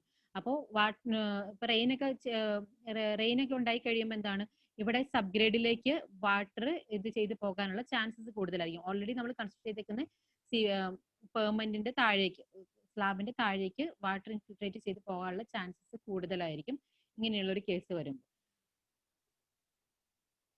ദെൻ ഇനി നെക്സ്റ്റ് മെത്തേഡ് എന്ന് പറഞ്ഞാൽ കണ്ടിന്യൂസ് ബേ മെത്തേഡ് ആണ്. കണ്ടിന്യൂസ് മെത്തേഡ് ആണ് മോസ്റ്റ് പ്രിഫേർഡ് മെത്തേഡ് എന്ന് പറയുന്നത്, കണ്ടിന്യൂസ് ബേ മെത്തേഡ്. അപ്പൊ കണ്ടിന്യൂസ് ബേ മെത്തേഡിലാണെങ്കിൽ ഫസ്റ്റ് ഈ ഒരു സൈഡിൽ കംപ്ലീറ്റ് സ്ലാബ് കൺസ്ട്രക്ട് ചെയ്ത് കഴിഞ്ഞിട്ട് നെക്സ്റ്റ് സ്റ്റേജിലാണ് അതിന്റെ ഓപ്പോസിറ്റ് ആയിട്ട് വരുന്ന സ്ലാബ്സ് എല്ലാം കൺസ്ട്രക്ട് ചെയ്ത് പോകുന്നത്. അപ്പോൾ ഇതിന്റെ ഒരു ഇതാണ് most preferred, continuous bay method ആണ് മോസ്റ്റ് പ്രിഫേർഡ് മെത്തേഡ് എന്ന് പറയുന്നത്. അതിന്റെ അഡ്വാൻറ്റേജ് എന്ന് പറഞ്ഞാൽ construction of half the permanent width can be taken at a time while essential traffic could be diverted on the other half of the road. അപ്പോൾ നമ്മൾ ഇത് construct ചെയ്ത് കഴിയുമ്പോൾ ആദ്യം ഇവിടെ കൺസ്ട്രക്ട് ചെയ്യുന്നത് കൊണ്ട് ഈ ഒരു റൂട്ട് ട്രാഫിക്കിന് വേണ്ടിയിട്ട് നമുക്ക് ഓപ്പൺ ചെയ്ത് കൊടുക്കാൻ പറ്റും. ഓക്കെ, അതാണ് അതിന്റെ ഒരു അഡ്വാൻറ്റേജ് എന്ന് പറയുന്നത്. അതാണ് മോസ്റ്റ് പ്രിഫേർഡ് മെത്തേഡ്. അപ്പൊ CC സ്ലാബ്സ് കൺസ്ട്രക്ട് ചെയ്യുന്നതിന് രണ്ട് മെത്തേഡ് ഉണ്ട്, alternate bay method and continuous bay method. അതിൽ മോസ്റ്റ് പ്രിഫേർഡ് മെത്തേഡ് എന്ന് പറയുന്നത് കണ്ടിന്യൂസ് ബേ മെത്തേഡ് ആണ്.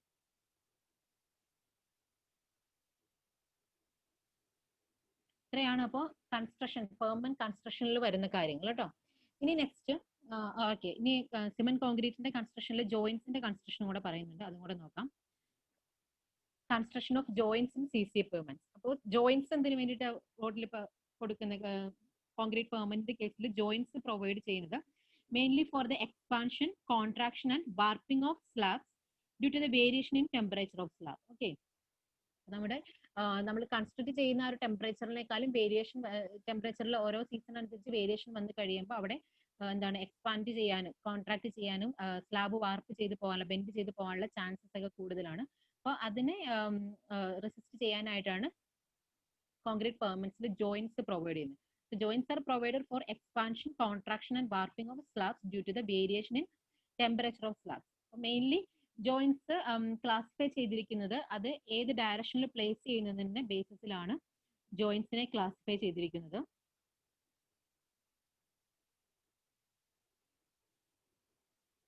ഒരു പെർമനന്റില് റോഡില് ലോഞ്ചിറ്റ്യൂണൽ ഡയറക്ഷനിൽ വരുന്ന ജോയിന്റ്സിന് പറയുന്നതാണ് ലോഞ്ചിറ്റ്യൂണൽ ഡയറക്ഷൻ ജോയിന്റ്സ് എന്ന് പറയുന്നത്. ദെൻ അക്രോസ് ദ റോഡ് വരുന്നത് ട്രാൻസ്വേഴ്സ് ഡയറക്ഷനിൽ വരുന്നതാണ് ട്രാൻസ്വേഴ്സ് ജോയിന്റ്സ് എന്ന് പറയുന്നത്. Okay, transverse joints. അപ്പൊ മെയിൻലി അതിനെ രണ്ടായിട്ടാണ് ക്ലാസിഫൈ ചെയ്തിരിക്കുന്നത്, transverse joints and longitudinal joints. Then transverse ജോയിന്റ്സിന് തന്നെ ഫർദർ ക്ലാസിഫൈ ചെയ്തിരിക്കുന്നതാണ് expansion joint, contraction joint, warping joint and construction joints.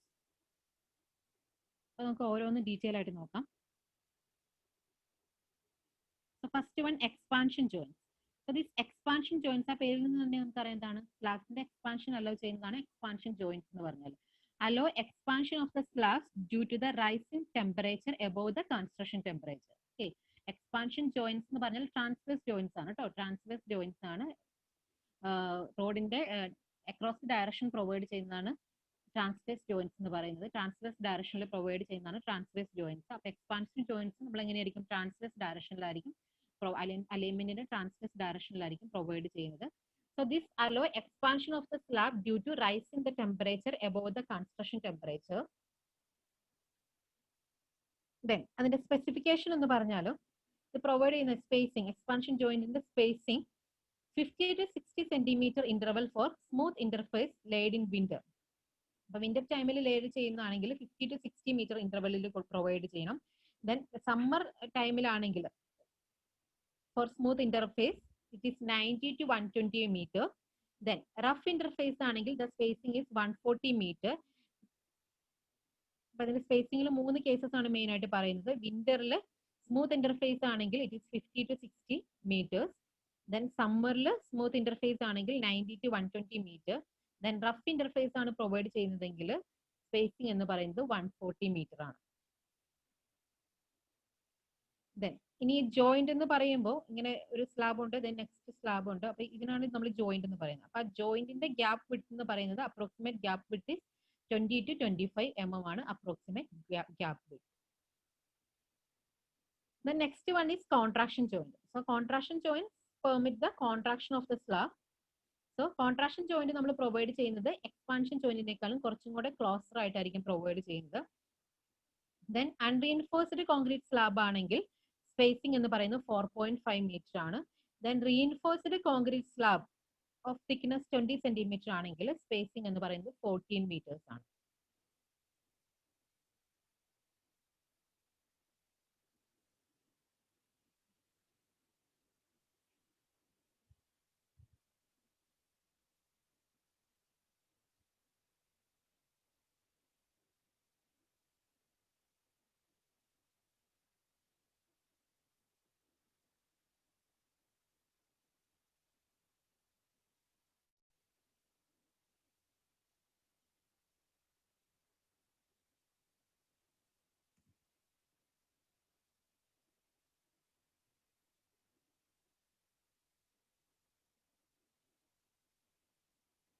ഇനി ഇവിടെ തന്നെ ഒരു ഡൗട്ട് തോന്നാവുന്നത് ഈ സ്മൂത്ത് ഇന്റർഫേസും റഫ് ഇന്റർഫേസ് ഒക്കെ എന്താണെന്നായിരിക്കും.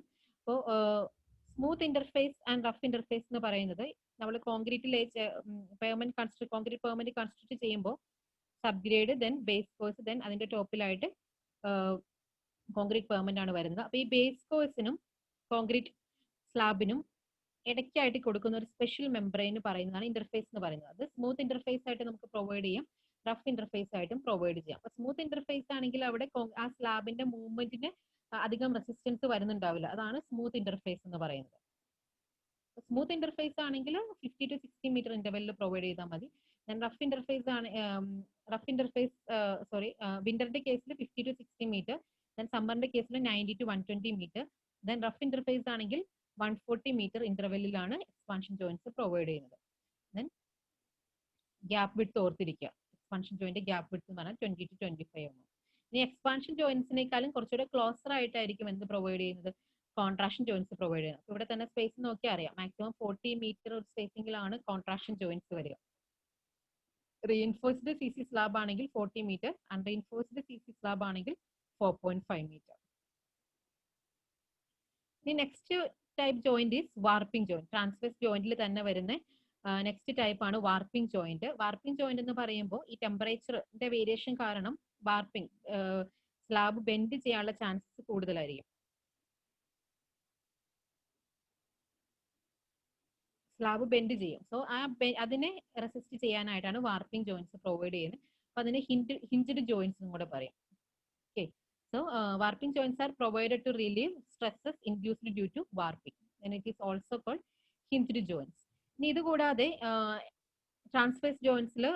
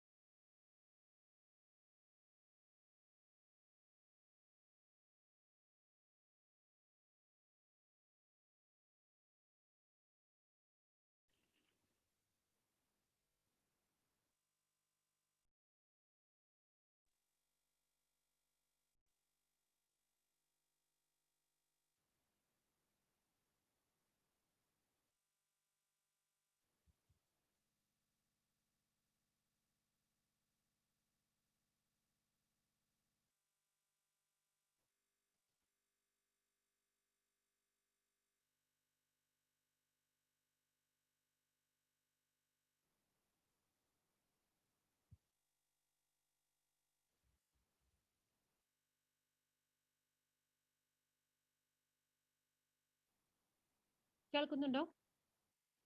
സ്ലൈഡ് ക്ലിയർ കാണാൻ പറ്റുന്നുണ്ടോ? കാണാം മിസ്. അപ്പൊ കൺസ്ട്രക്ഷൻ ജോയിന്റ്സ് എന്ന് പറഞ്ഞാൽ ഒരു ഒറ്റ സ്ട്രെച്ചിൽ നമുക്ക് റോഡിന്റെ കൺസ്ട്രക്ഷൻ കംപ്ലീറ്റ് ചെയ്യാൻ പറ്റില്ല. ഒരു 1 ഡേ വർക്ക് ചെയ്ത് കഴിയുമ്പോൾ അത് എൻഡ് ചെയ്യുന്ന ഒരു പോർഷൻ ഉണ്ടല്ലോ, ആ പോർഷനിൽ നെക്സ്റ്റ് ഡേ വന്ന് കഴിഞ്ഞിട്ട് അതിനെ ബ്ലെൻഡ് ചെയ്ത് നെക്സ്റ്റ് ഇത് ലേ ചെയ്ത് കഴിയുമ്പോൾ അവിടെ നമ്മൾ കൊടുക്കുന്നത് അത് പ്രോപ്പർ ബോണ്ടിങ്ങിന് വേണ്ടിയിട്ട് പ്രൊവൈഡ് ചെയ്യുന്ന ഒരു ജോയിന്റിനാണ് കൺസ്ട്രക്ഷൻ ജോയിന്റ് എന്ന് പറയുന്നത്. അതും ട്രാൻസ്വേഴ്സ് ഡയറക്ഷനിലാണ് പ്രൊവൈഡ് ചെയ്യുന്നത്. അതുകൊണ്ട് അത് ഒരു type of transverse construction joints, one type of transverse joints ആണ് പറയും, ട്രാൻസ്വേഴ്സ് ജോയിന്റ് ആണെന്ന് പറയാം. Then next one is longitudinal joint. അപ്പൊ ലോഞ്ചിറ്റ്യൂഡിനൽ ജോയിന്റ് എന്ന് പറഞ്ഞാൽ റോഡ്വേയുടെ ലോഞ്ചിറ്റ്യൂഡിനൽ ഡയറക്ഷനിലായിരിക്കും പ്രൊവൈഡ് ചെയ്യുന്നത്. അപ്പൊ പെർമനന്റിന്റെ വിഡ്ത്ത് ഓവർ 4.5 മീറ്റർ ആണെങ്കിലാണ് ലോഞ്ചിറ്റ്യൂഡിനൽ ജോയിന്റ്സ് പ്രൊവൈഡ് ചെയ്യുന്നത്. പെർമനന്റ് വിഡ്ത്ത് ടോട്ടൽ 10 മീറ്റർ വിഡ്ത്തുള്ള പെർമനന്റ് ആണെങ്കിൽ അതിന്റെ വിഡ്ത്ത് 4.5നേക്കാളും കൂടുതലാണല്ലോ. അപ്പോൾ 4.5നേക്കാളും കൂടുതലാണെങ്കിൽ അവിടെ പ്രൊവൈഡ് ചെയ്യുന്നതാണ് ലോഞ്ചിറ്റ്യൂഡിനൽ ജോയിന്റ് എന്ന് പറയുന്നത്. അപ്പോൾ ലോഞ്ചിറ്റ്യൂഡിനൽ ഡയറക്ഷനിലായിരിക്കും ജോയിന്റ് കൊടുക്കുന്നത്. ദെൻ ഈ ലോഞ്ചിറ്റ്യൂഡിനൽ ജോയിന്റ്സ് കൊടുത്തു കഴിയുമ്പോൾ ഈ രണ്ട് സ്ലാബിനെ തമ്മിൽ ജോയിൻ ചെയ്യാനായിട്ട് ലോഞ്ചിറ്റ്യൂഡിനൽ ജോയിന്റ്സ് നമ്മൾ പ്രൊവൈഡ് ചെയ്യുന്നതാണ് ടൈ ബാർസ് എന്ന് പറയുന്നത്. അപ്പോൾ ടൈ ബാർസ് പ്രൊവൈഡ് ചെയ്യുന്നത് longitudinal ജോയിന്റ്സിലാണ്. Longitudinal joints are provided where the width of permanent is over 4.5 meter. Then tie bars are provided to join the adjacent slab together. So longitudinal joints നമ്മൾ use ചെയ്യുന്നതാണ് tie bar. അത് ഓർത്തിരിക്കുക കേട്ടോ. ഇത്രയാണ് highway കൺസ്ട്രക്ഷനിൽ വരുന്നത്. Next highway maintenance ആണ്. അപ്പൊ മെയിൻ്റനൻസിൽ പറയുന്നത് മെയിൻ ആയിട്ട് പറയുന്നത് ഫെയിലേഴ്സ് ആണ് പറയുന്നത്. അപ്പോൾ ഫെയിലേഴ്സ് എന്ന് പറയുമ്പോൾ രണ്ട് ടൈപ്പ് കൺസ്ട്രക്ഷൻ ആണുള്ളത്. ഫ്ലെക്സിബിൾ പെർമനന്റ്, രണ്ട് ടൈപ്പ് പെർമനന്റ് ആണുള്ളത്, flexible pavement and rigid pavement. അപ്പൊ ഫ്ലെക്സിബിൾ പെർമനന്റ് ഫെയിലറും റിജിഡ് പെർമനന്റ് ഫെയിലറും ആണ് നമ്മൾ ഹൈവേ മെയിൻ്റനൻസിൽ പറയുന്നത്.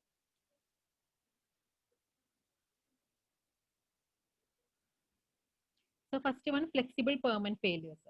ഫ്ലെക്സിബിൾ പെർമനന്റ് ഫെയിലിയേഴ്സിനെ ലിസ്റ്റ് ഔട്ട് ചെയ്തിരിക്കുന്നതാണ് alligator or map cracking, consolidation of permanent layers, shear failure, then longitudinal cracking, lack of binding to the lower course, reflection cracking, formation of waves and corrugation. These are the different types of flexible permanent failures.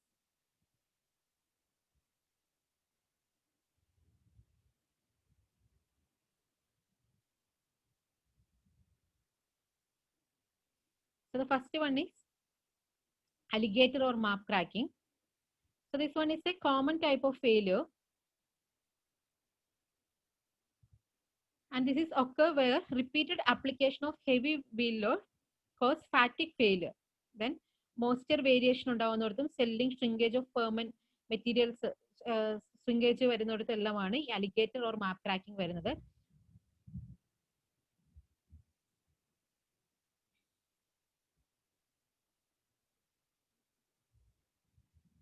റോഡിൽ ഇതാ ഇങ്ങനെയുള്ള ചെറിയ ചെറിയ വിള്ളലുകൾ കാണുന്നുണ്ടല്ലോ, അതിനാണ് alligator cracking എന്ന് പറയുന്നത്. കൂടുതലും വാട്ടർ ലോക്ക്ഡ് ഏരിയാസിൽ വെള്ളം കെട്ടിക്കിടക്കുന്ന ഏരിയയിലേക്കാണ് ഈ ഒരു ടൈപ്പ് ഫെയിലിയർ വരുന്നത്. അപ്പൊ അതിന്റെ മെയിൻ റീസൺ എന്ന് പറയുന്നത് it due to the relative movement of the pavements or due to the repeated application of heavy wheel load and moisture variation, selling, shrinkage of permanent materials, etc. are also cause alligator or map cracking.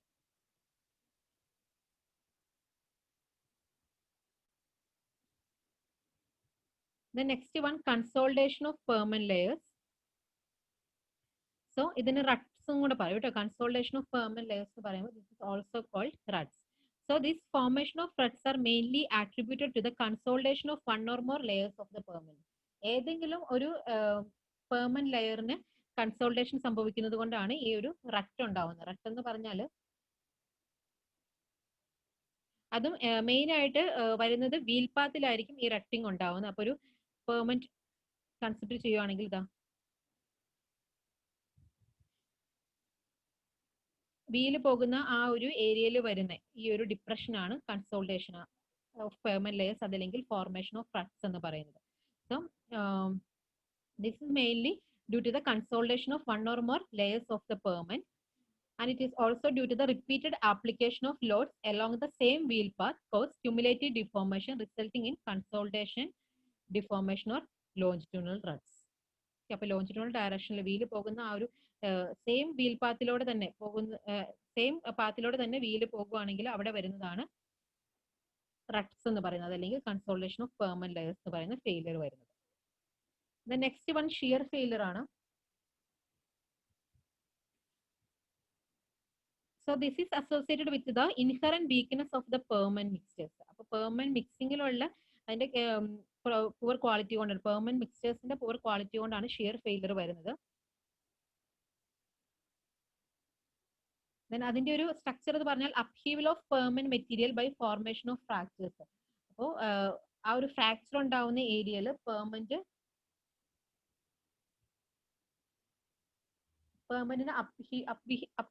upheaval സംഭവിക്കും. That is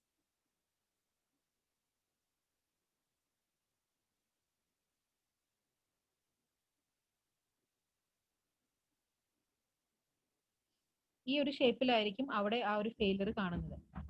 കുറച്ച് പൊങ്ങി പിന്നെ താന്ന് ആ ഒരു രീതിയിലായിരിക്കും shear failure വരുന്നത്. So it is associated with the inherent weakness of the permanent mixers. Shear failure വരുന്നത് due to the inherent weakness of the permanent mixers. So here the shear resistance being low due to inadequate stability or excessive heavy loading. Then ഈ ഒരു failure എന്ന് പറയുന്നത് upheaval of permanent material by formation of fractures.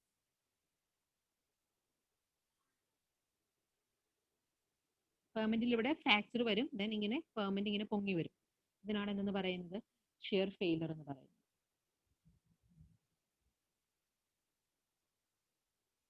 Next one is longitudinal cracking. Longitudinal cracking എന്ന് പറഞ്ഞാൽ central ലൈനിൽ parallel ആയിട്ട് വരുന്ന ക്രാക്കിങ്ങിനാണ് longitudinal cracking എന്ന് പറയുന്നത്. ദെൻ ട്രാൻസ്വേഴ്സ് ഡയറക്ഷനിൽ വരുവാണെങ്കിൽ it is called transverse cracking. Then next one is lack of binding to the lower course. അപ്പോൾ ആ ഒരു ഫെയിലിയറിന്റെ പേരാണ് പോർട്ട് ഹോൾസ് ഉണ്ടാവുന്നത്. Okay, So this is this lack of binding to the lower course, which happen due to the slipping occurs when the surface course is not keyed with the underlaid course. Underlying base course, അതായത് surface course അതിന്റെ തൊട്ട് താഴെ വരുന്ന base കോഴ്സുമായിട്ട് properly bond ചെയ്തിട്ടില്ലെങ്കിൽ അവിടെ വരുന്നതാണ് അവിടെ slipping ഉണ്ടാവും. അപ്പൊ അങ്ങനെ വരുന്ന ആ ഒരു ഫെയിലിയറിനാണ് പോട്ട് ഹോൾസ് എന്ന് പറയുന്നത്. അപ്പൊ പോട്ട് ഹോൾസ് എന്ന് പറഞ്ഞാൽ മെയിൻലി നമ്മൾ എപ്പോഴും കാണുന്നതാണ്, കുഴി ഉണ്ടാവുന്നത് പെർമനന്റിൽ വലിയ ഹോൾസ് വരുന്നത്, അതിനാണ് പോട്ട് ഹോൾസ് എന്ന് പറയുന്നത്. അത് due to the lack of binding ആണ്, ലാക്ക് ഓഫ് ബൈൻഡിങ് കൊണ്ട് ഉണ്ടാവുന്നതാണ് പോട്ട് ഹോൾസ് എന്ന് പറയുന്നത്, ആ ഒരു ഫെയിലിയർ വരുന്നത്. So here slipping occurs when the surface course is not keyed with the underlying base. Then this results in opening up and loss of permanent material, forming patches or potholes. Proper binding ഇല്ലാത്തത് കൊണ്ട് വരുന്നതാണ് pot holes എന്ന് പറയുന്നത്, lack of binding to the lower course. Then next one reflection cracking. Reflection cracking PSC ക്ക് ചോദിച്ചിട്ടുള്ളതാണ്. So this one occurs on pavement that have an asphalt surface course over a joined concrete slab. അപ്പോൾ ഒരു RCC അതായത് cement കോൺക്രീറ്റിന്റെ ടോപ്പിലായിട്ട് നമ്മളൊരു flexible ferment provide ചെയ്താൽ അവിടെ വരുന്ന crack ഫെയിലിയറിന് പറയുന്നതാണ് reflection cracking എന്ന് പറയുന്നത്. So occurs on pavement that have an asphalt surface over a joined concrete slab.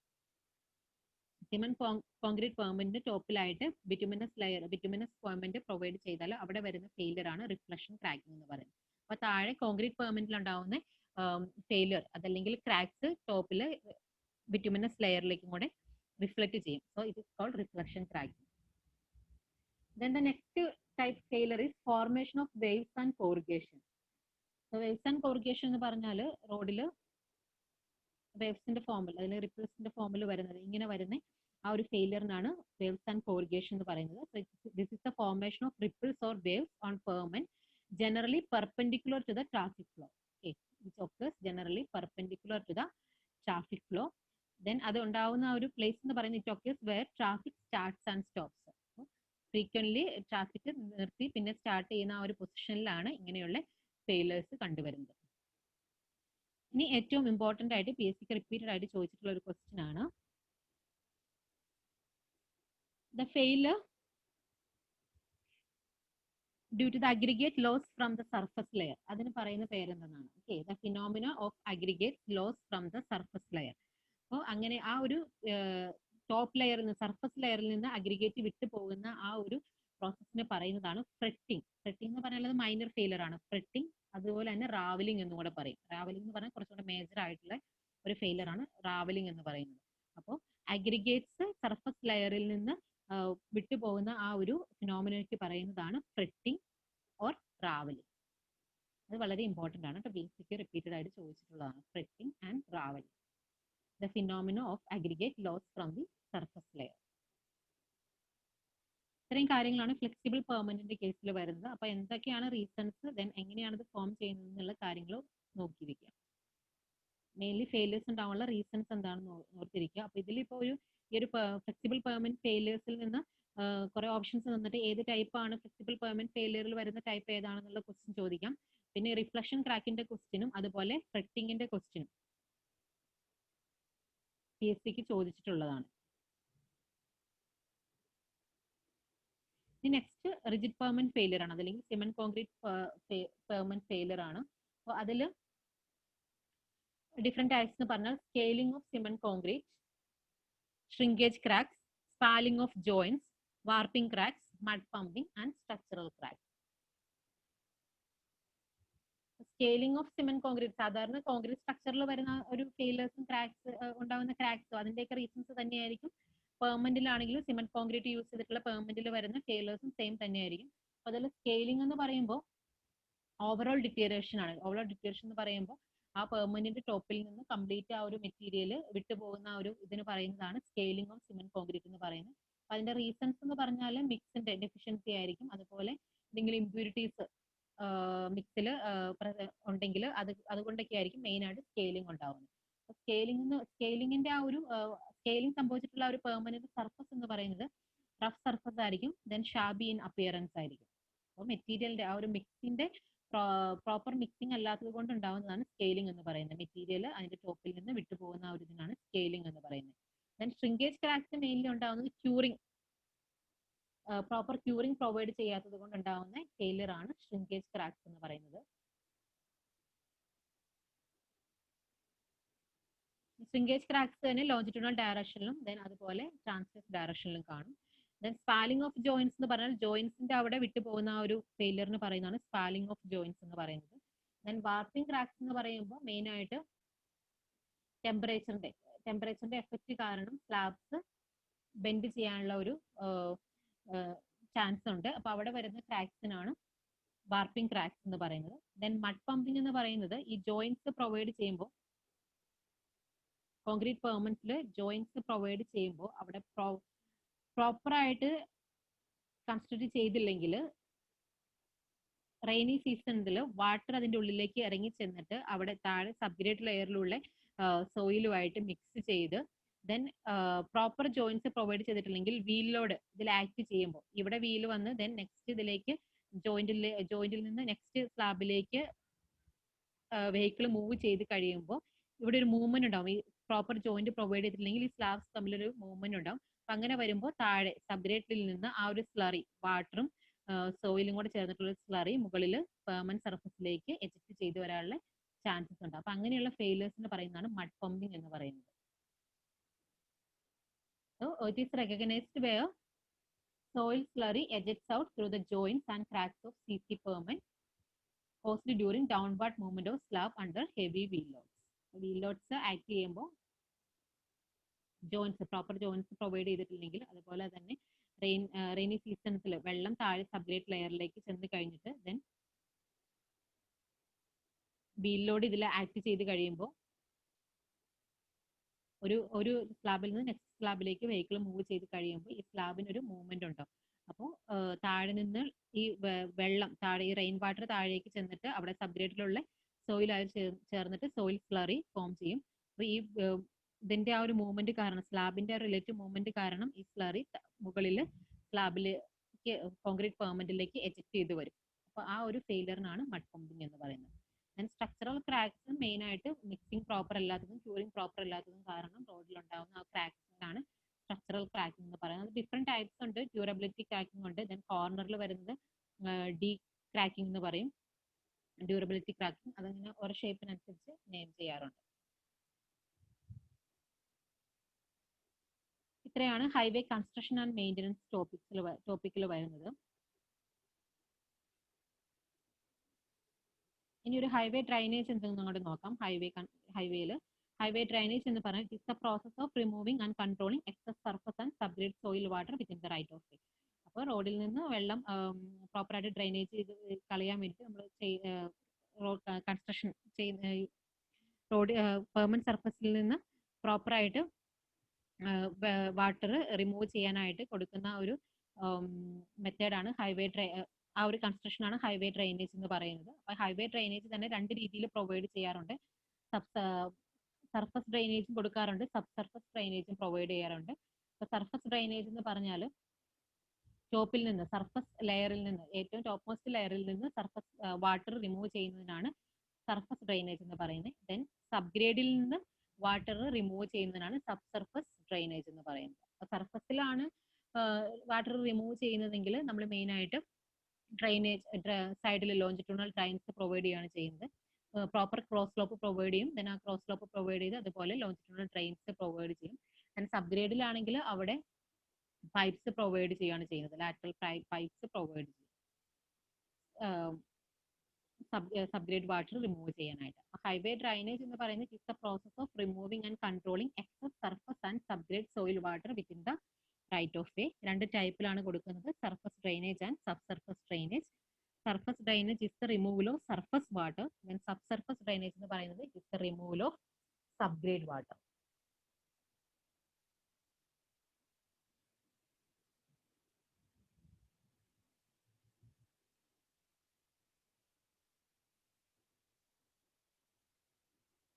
So ഹൈവേയുടെ ടോപ്പിക് കഴിഞ്ഞു, ഹൈവേ എഞ്ചിനീയറിംഗിന്റെ ടോപ്പിക് കഴിഞ്ഞു. നെക്സ്റ്റ് ഇനി നമുക്ക് വരുന്നത് ട്രാഫിക് എഞ്ചിനീയറിംഗ് ആണ്.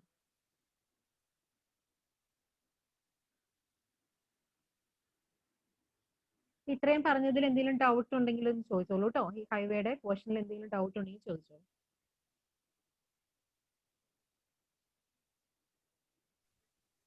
ഹലോ പറഞ്ഞോളൂ. മിസ്സേ, ആ എക്സ്പാൻഷൻ ജോയിൻസിന്റെ കേസില് ഒരു സ്മൂത്ത് ഇന്റർഫേസും റഫ് ഇന്റർഫേസും പറഞ്ഞില്ല, അതൊന്നുകൂടെ പറയോ? സ്മൂത്ത് ഇന്റർഫേസ് എന്ന് പറഞ്ഞാല് ഇപ്പോ രണ്ട് ഡിഫറെന്റ് ലെയേഴ്സ് ആയിട്ടാണല്ലോ കൺസ്ട്രക്ഷൻ സിമെന്റ് കോൺക്രീറ്റ് പെർമനന്റ് നമ്മൾ കൺസ്ട്രക്ട് ചെയ്യുന്നത്. അപ്പോൾ സബ് ഗ്രേഡ് ബേസ്, ദെൻ അതിന്റെ ടോപ്പിലായിട്ട് കോൺക്രീറ്റ് പെർമനന്റ് വരുന്നത്. അപ്പൊ ഈ കോൺക്രീറ്റ് സ്ലാബും അതിന്റെ തൊട്ട് താഴെയുള്ള ബേസ് സ്ലാബും തമ്മിൽ അതിന്റെ ഇൻ ബിറ്റ്വീൻ ആയിട്ട് നമ്മൾ പ്രൊവൈഡ് ചെയ്യുന്ന ഒരു സെപ്പറേഷൻ മെംബ്രെയിൻ ആണ് ഈ ഇന്റർഫേസ് എന്ന് പറയുന്നത്. ഓക്കെ, അത് സ്മൂത്ത് ഇന്റർഫേസും ഉണ്ട്, അതുപോലെ റഫ് ഇന്റർഫേസും ഉണ്ട്. അപ്പൊ സ്മൂത്ത് ഇന്റർഫേസ് എന്ന് പറഞ്ഞാൽ മെയിൻലി ആ സ്ലാബ് തമ്മിൽ ഒരു മൂവ്മെന്റ് ഉണ്ടാവുമല്ലോ, അപ്പൊ ആ മൂവ്മെന്റിനെ റെസിസ്റ്റ് ചെയ്യാനായിട്ടാണ് സ്മൂത്ത് ഇന്റർഫേസ് പ്രൊവൈഡ് ചെയ്യുന്നത്.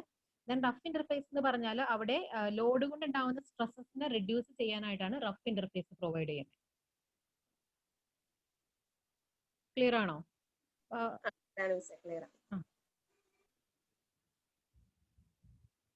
അതായത് കൺസ്ട്രക്ഷനിൽ വരുന്നതാണ്. ആ ഇന്റർഫേസ് എന്ന് പറഞ്ഞാൽ രണ്ട് ലെയർ തമ്മിൽ ഇൻ ബിറ്റ്വീൻ ആയിട്ട് കൊടുക്കുന്ന സ്പെഷ്യൽ മെംബ്രെയിൻ ആണ്.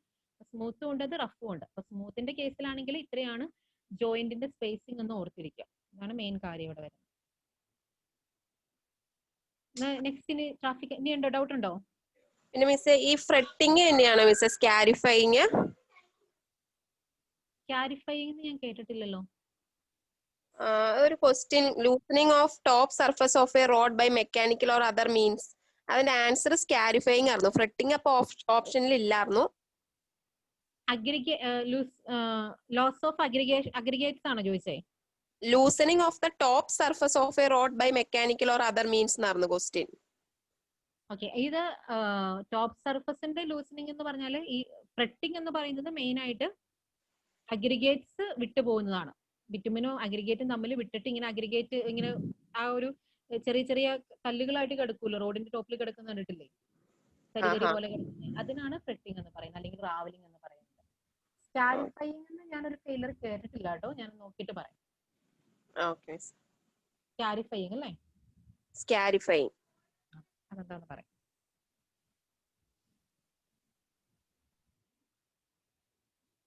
പിന്നെ നെക്സ്റ്റ് വേറെ എന്തെങ്കിലും ഡൗട്ട് ഉണ്ടോ?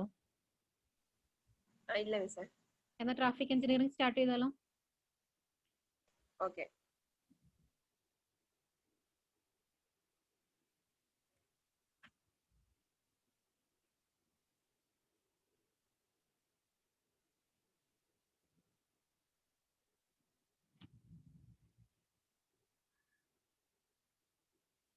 ട്രാഫിക് എഞ്ചിനീയറിംഗ് എന്ന് പറയുന്നത് സെയിം സിവിൽ എഞ്ചിനീയറിംഗിൽ തന്നെ ട്രാൻസ്പോർട്ടേഷൻ എഞ്ചിനീയറിംഗിൽ വരുന്ന ഒരു ബ്രാഞ്ച് ആണ്. It's the branch of engineering which deals with the improvement of traffic performance on road network and terminals through systematic traffic studies, scientific analysis and engineering application. Main objective എന്ന് പറയുന്നത് to provide efficient, free and rapid flow of traffic with least number of accidents. അതാണ് ഒരു introduction ആയിട്ട് നമുക്ക് പറയാൻ പറ്റുന്നത്. ഇനി അതിൽ ഏറ്റവും മെയിൻ ആയിട്ട് വരുന്ന ടോപ്പിക് എന്ന് പറഞ്ഞാൽ ട്രാഫിക് ക്യാരക്ടറിസ്റ്റിക്സ് ആണ്. അപ്പൊ ട്രാഫിക് ക്യാരക്ടറിസ്റ്റിക്സിന് അപ്പോൾ ഒരു ട്രാഫിക് സിസ്റ്റം ഡിസൈൻ ചെയ്യുമ്പോൾ നമ്മൾ അതിൽ കണ്ടക്ട് ചെയ്യുന്ന സ്റ്റഡി എന്ന് പറഞ്ഞാൽ ഫസ്റ്റ് അതിന്റെ ട്രാഫിക് ക്യാരക്ടറിസ്റ്റിക്സ് സ്റ്റഡി ചെയ്യും. പിന്നെ അതുപോലെ തന്നെ അവിടെ വേറെയും ട്രാഫിക് സർവേസ് കണ്ടക്ട് ചെയ്യുന്നുണ്ട്. ഓക്കെ, അപ്പൊ അതാണ് മെയിൻ ആയിട്ട് ട്രാഫിക് എഞ്ചിനീയറിംഗിൽ പറയുന്നത്. അപ്പോൾ ട്രാഫിക് ക്യാരക്ടറിസ്റ്റിക്സ് എന്ന് പറഞ്ഞാൽ റോഡ് യൂസർ ക്യാരക്ടറിസ്റ്റിക്സും വെഹിക്കുലർ ക്യാരക്ടറിസ്റ്റിക്സും ആണ് നമ്മൾ സ്റ്റഡി ചെയ്യുന്നത്. റോഡ് യൂസർ ക്യാരക്ടറിസ്റ്റിക്സ് എന്ന് പറയുമ്പോൾ ഒരു ട്രാഫിക്കിന്റെ കേസിൽ വരുമ്പോൾ റോഡ് യൂസേഴ്സ് എന്ന് പറയുന്നത് അവിടെ വരുന്ന ഡ്രൈവേഴ്സ് ആൻഡ് പെഡസ്ട്രിയൻസ് ആണ് റോഡ് യൂസേഴ്സ് എന്ന് പറയുന്നത്. Drivers and pedestrians. അപ്പോൾ റോഡ് യൂസർ ക്യാരക്ടറിസ്റ്റിക്സിനെ അഗെയിൻ 4 ആയിട്ട് ക്ലാസിഫൈ ചെയ്തിട്ടുണ്ട്. That is physical characteristics, mental characteristics, psychological characteristic and എൻവയോൺമെന്റൽ characteristics. Then next classification, traffic characteristics next classification എന്ന് പറഞ്ഞാൽ vehicular characteristics ആണ്. That is static and dynamic characteristics. vehicular characteristics again classify ചെയ്തിട്ടുണ്ട്. അപ്പോൾ traffic characteristics കേസിൽ എന്ന് പറയുമ്പോൾ it is broadly classified into road user characteristics and vehicular characteristics. അല്ലേ? ട്രാഫിക്കിന്റെ കേസിൽ അവിടെ വരുന്നത് എന്തൊക്കെയാണ്? റോഡ് യൂസേഴ്സ് വരും, that is പെഡസ്ട്രിയൻസും ഡ്രൈവേഴ്സും വരും. ദെൻ അത് കൂടാതെ വരുന്നത് വെഹിക്കിൾസ് ആണ് വരുന്നത്. അപ്പോൾ traffic characteristics are broadly classified into road user characteristics and vehicular characteristics. Then this road user characteristics again classified into physical characteristics, mental factors, psychological characteristics, environmental characteristics. Then next one, vehicular characteristics again classified into static characteristics, dynamic characteristics. അപ്പോൾ road യൂസറിൽ physical characteristics എന്താണെന്ന് നോക്കാം. അപ്പോൾ physical characteristics എന്ന് പറഞ്ഞാൽ road user എന്ന് പറഞ്ഞാൽ human beings ആണ് വരുന്നത്. അപ്പോൾ അവരുടെ ഫിസിക്കൽ ആയിട്ടുള്ള ഒരു ability, that is vision, hearing, strength, reaction time, അതെല്ലാമാണ് ഫിസിക്കൽ ക്യാരക്ടറിസ്റ്റിക്സിൽ സ്റ്റഡി ചെയ്യുന്നത്. അപ്പോൾ വിഷൻ എന്ന് പറയുമ്പോൾ തന്നെ cone of vision, effect of glare, adaptability to change of light. Then അതുപോലെ ഹിയറിംഗ് എന്ന് പറയുമ്പോൾ ഏറ്റവും ഇമ്പോർട്ടൻ്റ് ആയിട്ട് വരുന്നത് പെഡസ്ട്രിയൻസിന്റെയും സൈക്ലിസ്റ്റിന്റെയും കേസിലാണ്. Then strength, then reaction time already നമ്മൾ എക്സ്പ്ലെയിൻ ചെയ്തതാണ്. അപ്പോൾ ഇത്രയും കാര്യങ്ങളാണ് ഫിസിക്കൽ ക്യാരക്ടറിസ്റ്റിക്സിൽ വരുന്നത്. ദെൻ അത് ഫിസിക്കൽ ക്യാരക്ടറിസ്റ്റിക്സിലെ പെർമനന്റ് ക്യാരക്ടറിസ്റ്റിക്സിലാണ് vision, hearing, strength and reaction time വരുന്നത്. ദെൻ അനദർ ടെമ്പററി ക്യാരക്ടറിസ്റ്റിക്സും കൂടെ ഉണ്ട്. അപ്പൊ ടെമ്പററി ക്യാരക്ടറിസ്റ്റിക്സ് എന്ന് പറഞ്ഞാൽ മെയിൻലി ഫാറ്റിക് ആൻഡ് ഇൽനെസ്, അതുപോലെ consumption of alcohols or drugs, ഇതൊക്കെയാണ് ഫിസിക്കൽ ക്യാരക്ടറിസ്റ്റിക്സ്, അതായത് ടെമ്പററി ക്യാരക്ടറിസ്റ്റിക്സിൽ വരുന്നത്.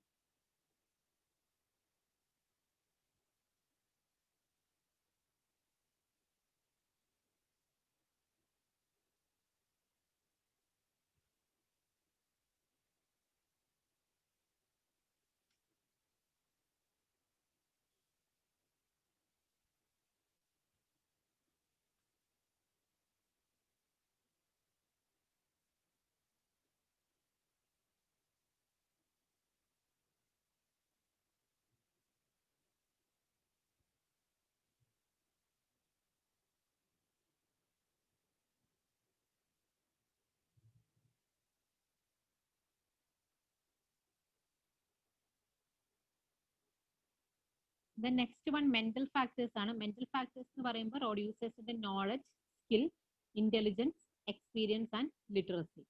ഓക്കെ, നോളജ് എന്ന് പറയുമ്പോൾ ആ ഒരു ട്രാഫിക്കിനെ കുറിച്ചും ദെൻ അവിടെയുള്ള സിഗ്നൽസ് ഉണ്ടെങ്കിൽ സിഗ്നൽസ്, അങ്ങനെയുള്ള ജനറൽ കാര്യങ്ങളെ കുറിച്ചുള്ള ഒരു നോളജ്. ദെൻ ഡ്രൈവിങ്ങിലുള്ള സ്കില്ല് വരും. ദെൻ ഇന്റലിജൻസ്, ദെൻ ഡ്രൈവിങ്ങിലെ എക്സ്പീരിയൻസ്, ദെൻ അതുപോലെ ഓരോ സിറ്റുവേഷനോടും എങ്ങനെ നമ്മൾ എങ്ങനെ റിയാക്ട് ചെയ്യണം, അങ്ങനെയുള്ള കാര്യങ്ങളൊക്കെയാണ് മെന്റൽ ഫാക്ടേഴ്സിൽ വരുന്നത്.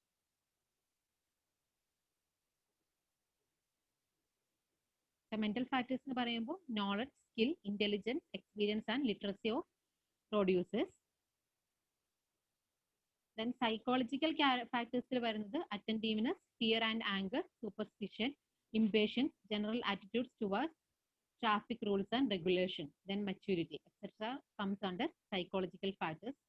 Then environmental factors എന്ന് പറയുമ്പോൾ ആ ഒരു locality, then atmospheric condition, then അവിടുത്തെ ട്രാഫിക്കിന്റെ ട്രാഫിക് സ്ട്രീം ക്യാരക്ടറിസ്റ്റിക്സ്, എങ്ങനെയാണ് അവിടെ ട്രാഫിക് സ്ട്രീം ക്യാരക്ടറിസ്റ്റിക്സ് എന്ന് പറയുമ്പോൾ ക്രോസിംഗ് ട്രാഫിക് ആണോ, ദെൻ ടേണിങ് വരുന്നുണ്ടോ, അങ്ങനെയുള്ള കാര്യങ്ങളൊക്കെ ഡിപ്പെൻഡ് ചെയ്തിട്ടിരിക്കും ട്രാഫിക് സ്ട്രീം ക്യാരക്ടറിസ്റ്റിക്സ് എന്ന് പറയുന്നത്. അപ്പോൾ റോഡ് യൂസർ ട്രാഫിക് ക്യാരക്ടറിസ്റ്റിക്സിൽ ഫസ്റ്റ് രണ്ടായിട്ടാണ് അതിനെ മെയിൻ ആയിട്ട് ഡിവൈഡ് ചെയ്തിരിക്കുന്നത്, road user characteristics and vehicular characteristics. അതിൽ റോഡ് യൂസർ ക്യാരക്ടറിസ്റ്റിക്സിൽ തന്നെ നമ്മൾ സ്റ്റഡി ചെയ്യുന്നത് അവിടെ റോഡ് യൂസേഴ്സിന്റെ ഫിസിക്കൽ, മെന്റൽ, സൈക്കോളജിക്കൽ ആൻഡ് എൻവയോൺമെന്റൽ ഫാക്ടേഴ്സ് ആണ്. ദെൻ അതിൽ ഫിസിക്കൽ എന്ന് പറയുമ്പോൾ ഹ്യൂമൻസിന്റെ vision, then hearing, strength and reaction time, ഇത്രയും കാര്യങ്ങളാണ് ഫിസിക്കൽ ക്യാരക്ടറിസ്റ്റിൽ.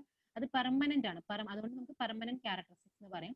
ദെൻ ടെമ്പററി ആയിട്ടുള്ള ക്യാരക്ടറിസ്റ്റിക്സ് എന്ന് പറഞ്ഞാൽ റോഡ് യൂസേഴ്സിന്റെ എഫിഷ്യൻസിനെ അഫക്ട് ചെയ്യുന്നത്, ആൽക്കഹോൾ കൺസ്യൂം ചെയ്തിട്ടുണ്ട് അങ്ങനെയൊക്കെയുള്ള കേസസിൽ വരുമ്പോൾ എന്താണ്, അത് ഡ്രൈവേഴ്സിന്റെ ആണെങ്കിൽ പെഡസ്ട്രിയൻസിന്റെ ആണെങ്കിലും അവരുടെ എഫിഷ്യൻസിനെ അഫക്ട് ചെയ്യുന്ന ഒരു ഫാക്ടറാണ് conception of strength.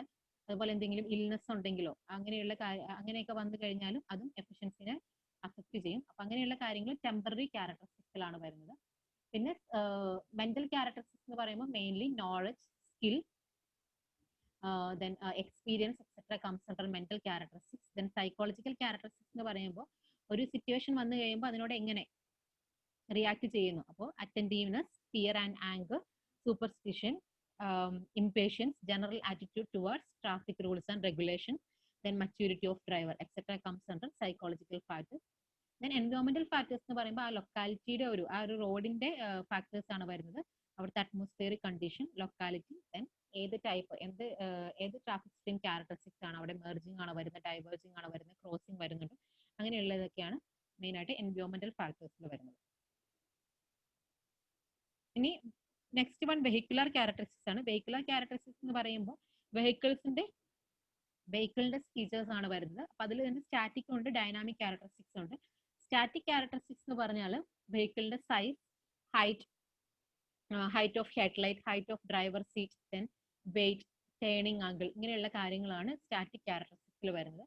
Then dynamic characteristics എന്ന് പറയുമ്പോൾ വെഹിക്കിൾസിന്റെ speed, acceleration, braking characteristics, then അതിന്റെ പവർ, അങ്ങനെയുള്ള കാര്യങ്ങളാണ് ഡൈനാമിക് ക്യാരക്ടറിസ്റ്റിക്സിൽ സ്റ്റഡി ചെയ്യുന്നത്.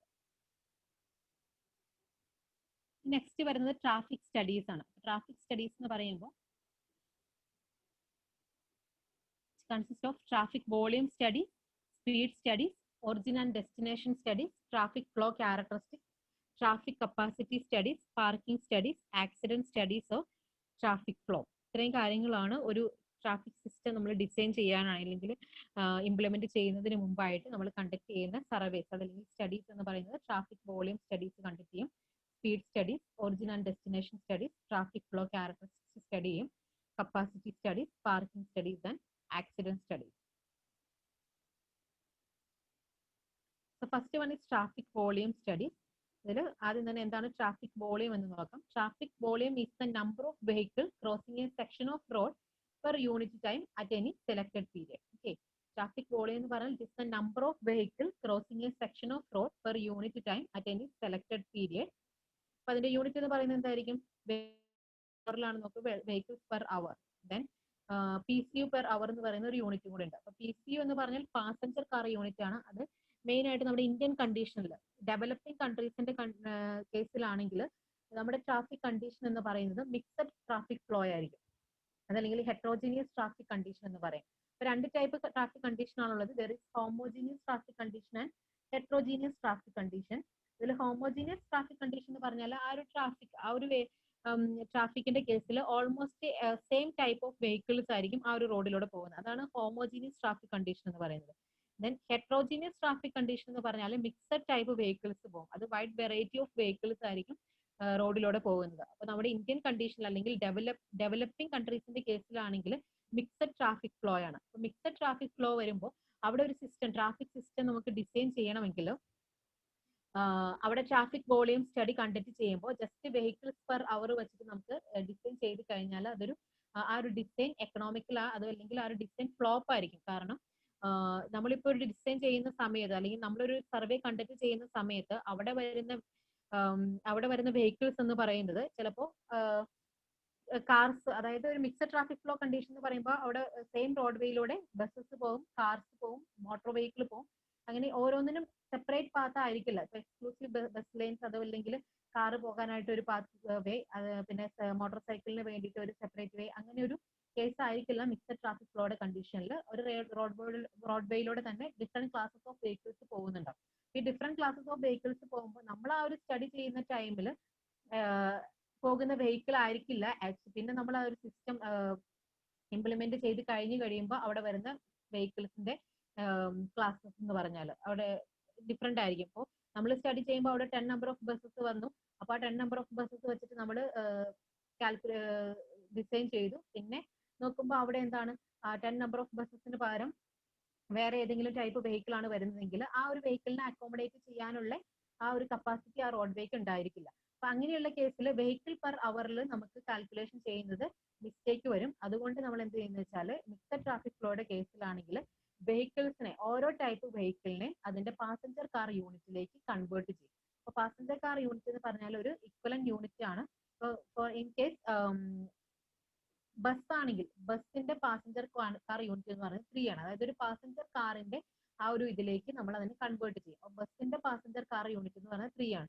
അപ്പൊ ഒരു ബസ് എന്ന് പറഞ്ഞാൽ നമ്മൾ അതിന്റെ പാസഞ്ചർ കാർ യൂണിറ്റ്, ഇപ്പോൾ ട്രാഫിക് വോളിയം 1 ബസ് എന്ന് മീൻ ചെയ്യുന്നത് 1 വെഹിക്കിൾ പെർ അവർ എന്ന് പറഞ്ഞാൽ അത് 1 ബസ് ആണ് ഉദ്ദേശിക്കുന്നതെങ്കിൽ അതിന്റെ traffic volume in terms of PCU per hour വരുവാണെങ്കിൽ 3 PCU പെർ അവർ ആയിരിക്കും. അപ്പൊ അതുകൊണ്ട് തന്നെ ട്രാഫിക് വോളിയം നമ്മൾ സ്റ്റഡി ചെയ്യുമ്പോൾ മിക്സഡ് നമ്മുടെ ഇന്ത്യൻ കണ്ടീഷനിൽ PCU പെർ അവറിലാണ് സ്റ്റഡി ചെയ്യുന്നത്. വെഹിക്കിൾസ് ഏതൊക്കെ ടൈപ്പ് വെഹിക്കിൾ ഉണ്ടോ ആ വെഹിക്കിൾസിനെ എല്ലാം നമ്മൾ എന്ത് ചെയ്യും, പാസഞ്ചർ കാർ യൂണിറ്റിലേക്ക് കൺവേർട്ട് ചെയ്യും. ബസ്സസ് ട്രക്കൊക്കെ കൺവേർട്ട് ചെയ്യാനുള്ള ഒരു വാല്യൂ ആണ് ഞാൻ 3 എന്ന് പറഞ്ഞത്. അതുപോലെ കാർ ആണെങ്കിൽ കാറിന്റെ പാസഞ്ചർ കാർ യൂണിറ്റ് 1 ആണ്, കാരണം കാറിന്റെ ടൈംസിലേക്കാണ് നമ്മൾ ഓരോ ടൈപ്പ് വെഹിക്കിളിനെ കൺവേർട്ട് ചെയ്യുന്നത്. പിന്നെ മോട്ടോർ സൈക്കിൾ ആണെങ്കിൽ 0.5 ആയിരിക്കും അവിടുത്തെ പാസഞ്ചർ കാർ യൂണിറ്റ് എന്ന് പറയുന്നത്. അപ്പോൾ ട്രാഫിക് വോളിയത്തിന്റെ യൂണിറ്റ് എന്ന് പറയുമ്പോൾ വെഹിക്കിൾസ് പെർ അവർ എന്നും പറയും, അതുപോലെ PCU പെർ അവർ എന്നും പറയും. ട്രാഫിക് വോളിയം എന്ന് പറയുന്നത് it is the number of vehicle crossing a section of road per unit time at any selected period.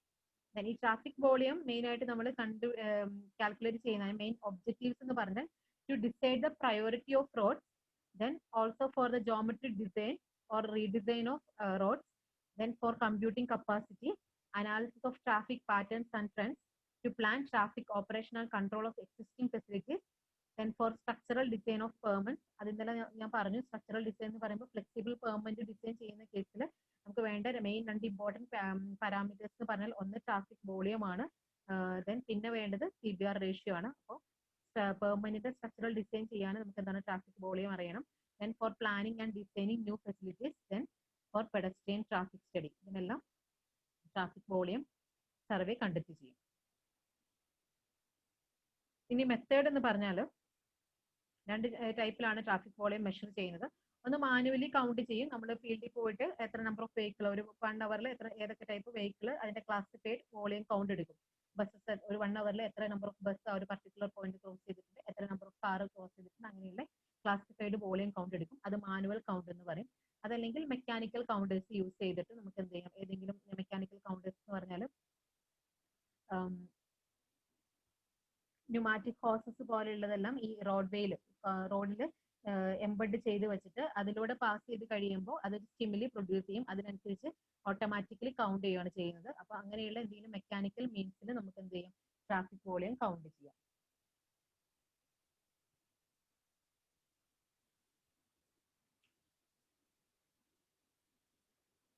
Sensors use ചെയ്തിട്ടും കൗണ്ട് ചെയ്യാൻ പറ്റും. അതാണ് മെക്കാനിക്കൽ കൗണ്ടേഴ്സിൽ വരുന്നത്. ഇനി ട്രാഫിക് വോളിയത്തിൽ ഏറ്റവും മെയിൻ ആയിട്ട് വരുന്ന ഒരു കാര്യമാണ് 30th ഹയസ്റ്റ് അവർലി വോളിയം. അപ്പോൾ അത് നമ്മളിപ്പോൾ ഒരു റോഡിന്റെ ഹൈവേ അലൈൻമെന്റ് ഫിക്സ് ചെയ്യുന്ന കേസിൽ ഫാക്ടേഴ്സ് പറഞ്ഞപ്പോൾ നമ്മൾ പറഞ്ഞൊരു കാര്യമായിരുന്നു, എന്താ ജോമെട്രിക് ഡിസൈനിന്റെ കേസിൽ പറഞ്ഞൊരു കാര്യമായിരുന്നു ഡിസൈൻ അവർലി വോളിയം. അപ്പൊ അവിടെ ഞാൻ പറഞ്ഞു design hourly volume in terms of 30th highest hourly വോളിയത്തിന്റെ ഇതിൽ ബേസിസിലാണ് നമ്മൾ പറയുന്നത്. 30th ഹയസ്റ്റ് അവർലി വോളിയം എന്താണെന്ന് വെച്ചാൽ it is the hourly volume that will be exceed only 29 times in a year and all other hourly volumes of the year will be less than this value. ഒരു ട്രാഫിക്കിൽ നമ്മൾ traffic volume count എടുത്ത് കഴിയുമ്പോൾ അതെങ്കിൽ ഓരോ per അവറിലും അവിടെ വരുന്ന traffic വോളിയത്തിന്റെ count എടുത്ത് കഴിയുമ്പോൾ നമുക്ക് ഓഫ് പീക്ക് അവേഴ്സ് എന്ന് പറഞ്ഞിട്ട് ഡിവൈഡ് ചെയ്യാൻ പറ്റും. അതായത് ട്രാഫിക് വോളിയം കുറവുള്ള സമയമാണെങ്കിൽ അതിന് ഓഫ് പീക്ക് അവേഴ്സ് എന്ന് പറയും, കൂടുതലുള്ള സമയമാണെങ്കിൽ പീക്ക് അവേഴ്സ് എന്ന് പറയും. നമ്മളൊരു സിസ്റ്റം ഡിസൈൻ ചെയ്ത് കഴിയുമ്പോൾ നമുക്ക് ഓഫ് പീക്ക് അവേഴ്സ് വെച്ചിട്ടും ഡിസൈൻ ചെയ്യാൻ പറ്റില്ല, അതുപോലെ പീക്ക് അവേഴ്സ് വെച്ചിട്ടും ഡിസൈൻ ചെയ്യാൻ പറ്റില്ല. അപ്പോൾ അതിന് വേണ്ടിയിട്ട് റീസണബിൾ ആയിട്ട് നമ്മൾ സെറ്റ് ചെയ്യുന്ന ഒരു ഡിസൈൻ അവർലി വോളിയത്തിനാണ് 30th ഹയസ്റ്റ് അവർലി വോളിയം എന്ന് പറയുന്നത്. അപ്പൊ അത് ട്രാഫിക് സ്റ്റഡി ചെയ്ത് നമ്മൾ ഗ്രാഫ് വരച്ചിട്ട് അതിൽ നിന്നൊക്കെയാണ് ഈ 30th ഹയസ്റ്റ് അവർലി വോളിയം കണ്ടുപിടിക്കുന്നത്. ഈ 30th ഹയസ്റ്റ് അവർലി വോളിയത്തിന്റെ സ്പെസിഫിക്കേഷൻ എന്താണെന്ന് വെച്ചാൽ it is the hourly volume that will be exceed only 29 times in a year and all other hourly volume of the year will be less than this value. അതായത് ഈ 30th highest hourly volume വെച്ച് നമ്മൾ design ചെയ്യുവാണെങ്കിൽ ആ ഒരു particular road വേയിൽ congestion ഉണ്ടാവുന്നത് 29 ഒരു ഇയറിൽ നോക്കുകയാണെങ്കിൽ 29 അവേഴ്സ് അവിടെ കൺജഷൻ വരുള്ളൂ എന്നാണ് പറയുന്നത്. ഓക്കെ, അപ്പൊ അതാണ് മോസ്റ്റ് റീസണബിൾ ആയിട്ടുള്ള ഒരു വോളിയം കൗണ്ട് എന്ന് പറയുന്നത്. ഡിസൈൻ പർപ്പസിന് വേണ്ടി നമുക്ക് യൂസ് ചെയ്യാൻ പറ്റുന്ന മോസ്റ്റ് റീസണബിൾ ആയിട്ടുള്ള ഒരു അവർലി വോളിയം എന്ന് പറയുന്നത് ഈ 30th ഹയസ്റ്റ് അവർലി വോളിയം ആണ്. അതുകൊണ്ട് തന്നെ ഇതിനെ ഡിസൈൻ അവർലി വോളിയം എന്നും കൂടെ പറയും. ഓക്കെ, അപ്പൊ പീക്ക് അവേഴ്സ് വെച്ചിട്ട് ഡിസൈൻ ചെയ്യുന്നതിനേക്കാളും റീസണബിൾ ആയിട്ട് വരുന്നത് this 30th highest hourly volume വെച്ചിട്ട് ഡിസൈൻ ചെയ്യുന്നതാണ്. So it is also called design hourly volume.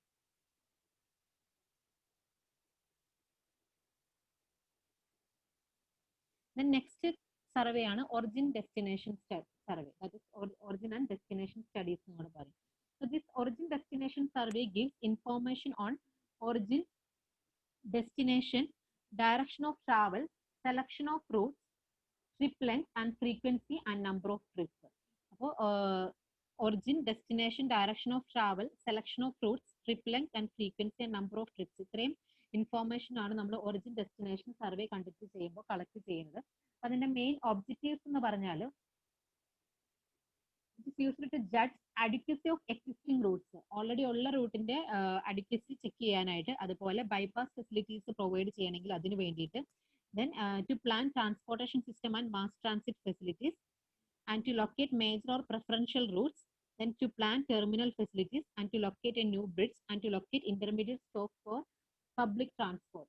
ഇത്രയും പർപ്പസസിന് വേണ്ടിയിട്ടാണ് ഒറിജിൻ ഡെസ്റ്റിനേഷൻ സർവേ കണ്ടക്ട് ചെയ്യുന്നത്. ഒരു ഒറിജിനിൽ നിന്ന് ഒരു പർട്ടിക്കുലർ ഡെസ്റ്റിനേഷനിലേക്ക് എത്ര നമ്പർ ഓഫ് ട്രിപ്സ് ഒരു ദിവസം ജനറേറ്റ് ചെയ്യുന്നുണ്ട്, എത്ര കമ്മ്യൂട്ടേഴ്സ് വരുന്നുണ്ട്, പാസഞ്ചേഴ്സ് വരുന്നുണ്ട്. അപ്പൊ കൂടുതൽ ഏത് റോഡിനാണ് നമ്മൾ ഇമ്പോർട്ടൻസ് പ്രൊവൈഡ് ചെയ്യേണ്ടത്, അവിടുത്തെ ട്രിപ്പിന്റെ പാറ്റേൺ ഷെഡ്യൂൾ ചെയ്യുക, അങ്ങനെയുള്ള കാര്യങ്ങളാണ് മെയിൻ ആയിട്ട് ഈ ഒറിജിൻ ഡെസ്റ്റിനേഷൻ സർവേയിൽ വരുന്നത്. ഒരു സിമ്പിൾ എക്സാമ്പിൾ പറയുകയാണെങ്കിൽ ഒറിജിൻ ഡെസ്റ്റിനേഷൻ സർവേ നമ്മൾ ഓഡി സർവേ കണ്ടക്ട് ചെയ്യുന്നത്, നമുക്ക് നമ്മളൊരു ബസ് സ്റ്റാൻഡിൽ പോയി നിൽക്കുവാണെങ്കിൽ ചില പ്ലേസസിലേക്ക് 10 മിനിറ്റ്സ് ഇന്റർവെല്ലിൽ ബസ് ഉണ്ടാവും, 5 മിനിറ്റ്സ് ഇന്റർവെല്ലിൽ ഉണ്ടാവും. ചില പ്ലേസസിലേക്ക് ഒരു 1 അവർ അല്ലെങ്കിൽ ഹാഫ് ആൻ അവർ, ഒരു അരമണിക്കൂറൊക്കെ കഴിഞ്ഞിട്ട് ആ ഒരു ഇന്റർവെല്ലിലായിരിക്കും ബസ്സസ് ഉണ്ടാവും. അപ്പൊ അത് മെയിൻ ആയിട്ട് നമ്മൾ അത് ഷെഡ്യൂൾ ചെയ്യുന്ന കാരണം അവിടെ ജനറേറ്റ് ചെയ്യുന്ന ട്രിപ്പിന്റെ ബേസിസിലാണ്. ഓക്കെ, അപ്പോൾ ആ ഒരു 5 മിനിറ്റ്സിനുള്ളിൽ ഇങ്ങനെ ബസ്സസ് വരുന്നുണ്ടെങ്കിൽ അത് മീൻ ചെയ്യുന്നത് ഒറിജിനിൽ നിന്ന് ആ ഒരു പർട്ടിക്കുലർ ഡെസ്റ്റിനേഷനിലേക്ക് അവിടെ വരുന്ന കമ്മ്യൂട്ടേഴ്സിന്റെ നമ്പർ കൂടുതലായിരിക്കും. അപ്പൊ അതെല്ലാം നമ്മൾ സ്റ്റഡി ചെയ്തെടുക്കുന്നത് ഈ ഒറിജിൻ ഡെസ്റ്റിനേഷൻ കാൽക്കുലേറ്റ് ചെയ്തെടുക്കുന്നത് ഈ ഒറിജിൻ ഡെസ്റ്റിനേഷൻ സർവേ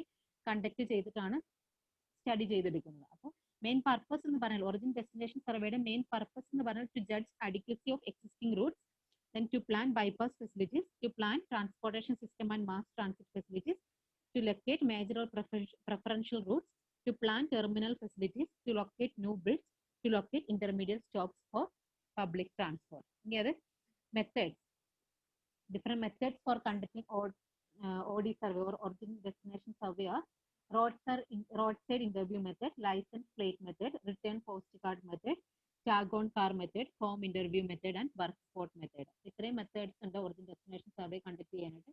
ഇത് ഓരോന്നും ഞാൻ ഡീറ്റെയിൽ ആയിട്ട് പറയുന്നില്ല, അതൊന്നും അത്ര ഇമ്പോർട്ടന്റ് ആയിട്ടുള്ള കാര്യമല്ല. റോഡ് സൈഡ് ഇന്റർവ്യൂ മെത്തേഡ് ആണെങ്കിൽ നമ്മൾ വണ്ടികളൊക്കെ സൈഡിലേക്ക് നിർത്തിയിട്ട് അവിടെ വെച്ച് നമുക്ക് വേണ്ട എവിടെ നിന്നാണ് വരുന്നത്, ഒറിജിൻ എന്താണെന്ന് ചോദിക്കും, ഡെസ്റ്റിനേഷൻ എന്താണെന്ന് ചോദിക്കും, എത്ര പാസഞ്ചേഴ്സ് ആണ് പോകുന്നത്, എത്ര ടൈമാണ് ട്രാവലിംഗ് എടുക്കുന്നത്, അങ്ങനെയുള്ള കാര്യങ്ങളൊക്കെ ചോദിക്കുന്നത്. അപ്പോൾ റോഡ് സൈഡിൽ വെച്ച് ചോദിക്കുന്നതാണ് റോഡ് സൈഡ് ഇന്റർവ്യൂ മെത്തേഡ് എന്ന് പറയുന്നത്. പിന്നെ ലൈസൻസ് പ്ലേറ്റ് മെത്തേഡിലാണെങ്കിൽ നമ്മൾ സ്റ്റഡി ചെയ്യുന്ന ആ ഒരു ഏരിയ, ആ ഏരിയയിൽ എൻട്രി ചെയ്യുന്ന പോയിന്റിലും എക്സിറ്റ് ചെയ്യുന്ന പോയിന്റിലും സർവേ ചെയ്ത് നിൽക്കും. ദെൻ ലൈസൻസ് പ്ലേറ്റ് വെഹിക്കിളിന്റെ ലൈസൻസ് വെഹിക്കിളിന്റെ നമ്പർ പ്ലേറ്റ് നോട്ട് ചെയ്യും. ആ നമ്പർ പ്ലേറ്റ് നോട്ട് ചെയ്തിട്ട് അത് exit point entry point pass ചെയ്യുന്ന ആ ഒരു time, then exit point pass ചെയ്യുന്ന ആ ഒരു ടൈമിൽ നോട്ട് ചെയ്യും. ദെൻ അതിൽ നിന്ന് ട്രാവൽ ടൈം ഒക്കെ കൗണ്ട് ചെയ്തെടുത്തിട്ട് അവർ അങ്ങനെയുള്ള ഡീറ്റെയിൽസ് കളക്ട് ചെയ്യുന്നതാണ് ലൈസൻസ് പ്ലേറ്റ് മെത്തേഡ് എന്ന് പറയുന്നത്. ദെൻ റിട്ടേൺ പോസ്റ്റ് കാർഡ് മെത്തേഡിലാണെങ്കിൽ ഒരു പോസ്റ്റ് കാർഡിൽ കുറെ ക്വസ്റ്റ്യനെയർ, ആ ഒരു ക്വസ്റ്റ്യനെയർ ഒറിജിൻ ഡെസ്റ്റിനേഷൻ സർവേക്ക് വേണ്ടിയിട്ടുള്ള ക്വസ്റ്റ്യനെയർ എല്ലാം പ്രിന്റ് ചെയ്ത് കഴിഞ്ഞ് അത് ഓരോരുത്തർക്കും ഡിസ്ട്രിബ്യൂട്ട് ചെയ്ത് കഴിഞ്ഞ് അത് തിരിച്ച് പോസ്റ്റ് ചെയ്യാനുള്ള സ്റ്റാമ്പ് എല്ലാം ഒട്ടിച്ചിട്ടായിരിക്കും നമ്മൾ കൊടുക്കുക. അപ്പോൾ അത് ആ ഓരോ പാസഞ്ചേഴ്സ് അതല്ലെങ്കിൽ ഡ്രൈവേഴ്സ് അത് ഫില്ല് ചെയ്തിട്ട് പോസ്റ്റ് ചെയ്ത് തരുവാണ് ചെയ്യുന്നത്, return post card method. Then tag on car method ഉണ്ട്. ദെൻ ഹോം, ഒരു ഏരിയ സെലക്ട് ചെയ്ത് അവിടെയുള്ള വീടുകളിൽ റെസിഡൻഷ്യൽ ഏരിയസ് സെലക്ട് ചെയ്തിട്ട് അവിടെയുള്ള വീടുകളിൽ പോയി ഡയറക്റ്റ് ഇന്റർവ്യൂ ചെയ്യുന്നതാണ് ഹോം ഇന്റർവ്യൂ മെത്തേഡ് എന്ന് പറയുന്നത്. സെയിം വർക്ക് സ്റ്റേഷൻസിൽ പോയി ക്വസ്റ്റ്യൻ ചെയ്യുന്നതാണ് വർക്ക് സ്പോട്ട് ഇന്റർവ്യൂ മെത്തേഡ് എന്ന് പറയുന്നത്. അപ്പോൾ മെയിൻ ആയിട്ട് നമ്മൾ എടുക്കുന്ന ഡീറ്റെയിൽസ് എന്ന് പറഞ്ഞാൽ ഒറിജിൻ ഡെസ്റ്റിനേഷൻ സർവേയുടെ കേസിൽ കളക്ട് ചെയ്യുന്ന ഡീറ്റെയിൽസ് എന്ന് പറഞ്ഞാൽ give information on origin destination, then direction of travel, ഏത് റൂട്ടിലൂടെയാണ് പോകുന്നത്, ട്രിപ്പിന്റെ length, frequency, number of trip, then ഏത് മോഡ് ഓഫ് ട്രാൻസ്പോർട്ട് ആണ് യൂസ് ചെയ്യുന്നത്, ഇതെല്ലാമാണ് ഒറിജിൻ ഡെസ്റ്റിനേഷൻ സർവേയിൽ വരുന്നത്. അപ്പൊ നെക്സ്റ്റ് ഇനി സ്പീഡ് സ്റ്റഡീസ് ആണ്. അത് കുറച്ച് ഇമ്പോർട്ടന്റ് ആണ്. സ്പീഡ് സ്റ്റഡീസിൽ നിന്ന് PSC ക്വസ്റ്റ്യൻസ് ചോദിക്കാറുണ്ട്. ദെൻ ട്രാഫിക് വോളിയം സ്റ്റഡിയിൽ നിന്ന് എന്താണ് ട്രാഫിക് വോളിയം എന്ന് ചോദിച്ചിട്ടുണ്ട്. അതുപോലെ അതിന്റെ യൂണിറ്റ് ഒക്കെ PSC ചോദിച്ചു കണ്ടിട്ടുണ്ട്, വെഹിക്കിൾസ് പെർ അവർ. ഇനി സ്പീഡ് സ്റ്റഡീസ് എന്ന നെക്സ്റ്റ് ക്ലാസ്സിൽ നമുക്ക് എടുക്കാം. ഇപ്പോൾ ടൈം എക്സ്റ്റെൻഡ് ചെയ്തിട്ടുണ്ട്, അപ്പോൾ നെക്സ്റ്റ് ക്ലാസ്സിൽ പറയാം. പിന്നെ ക്ലാസ് വൈൻഡപ്പ് ചെയ്താലോ?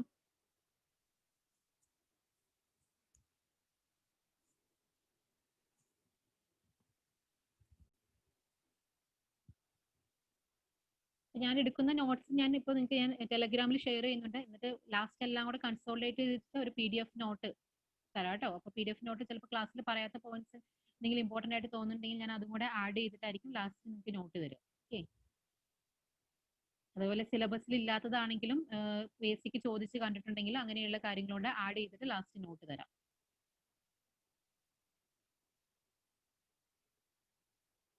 ഓക്കെ, എന്നാൽ ക്ലാസ് സ്റ്റോപ്പ് ചെയ്യാം. Thank you.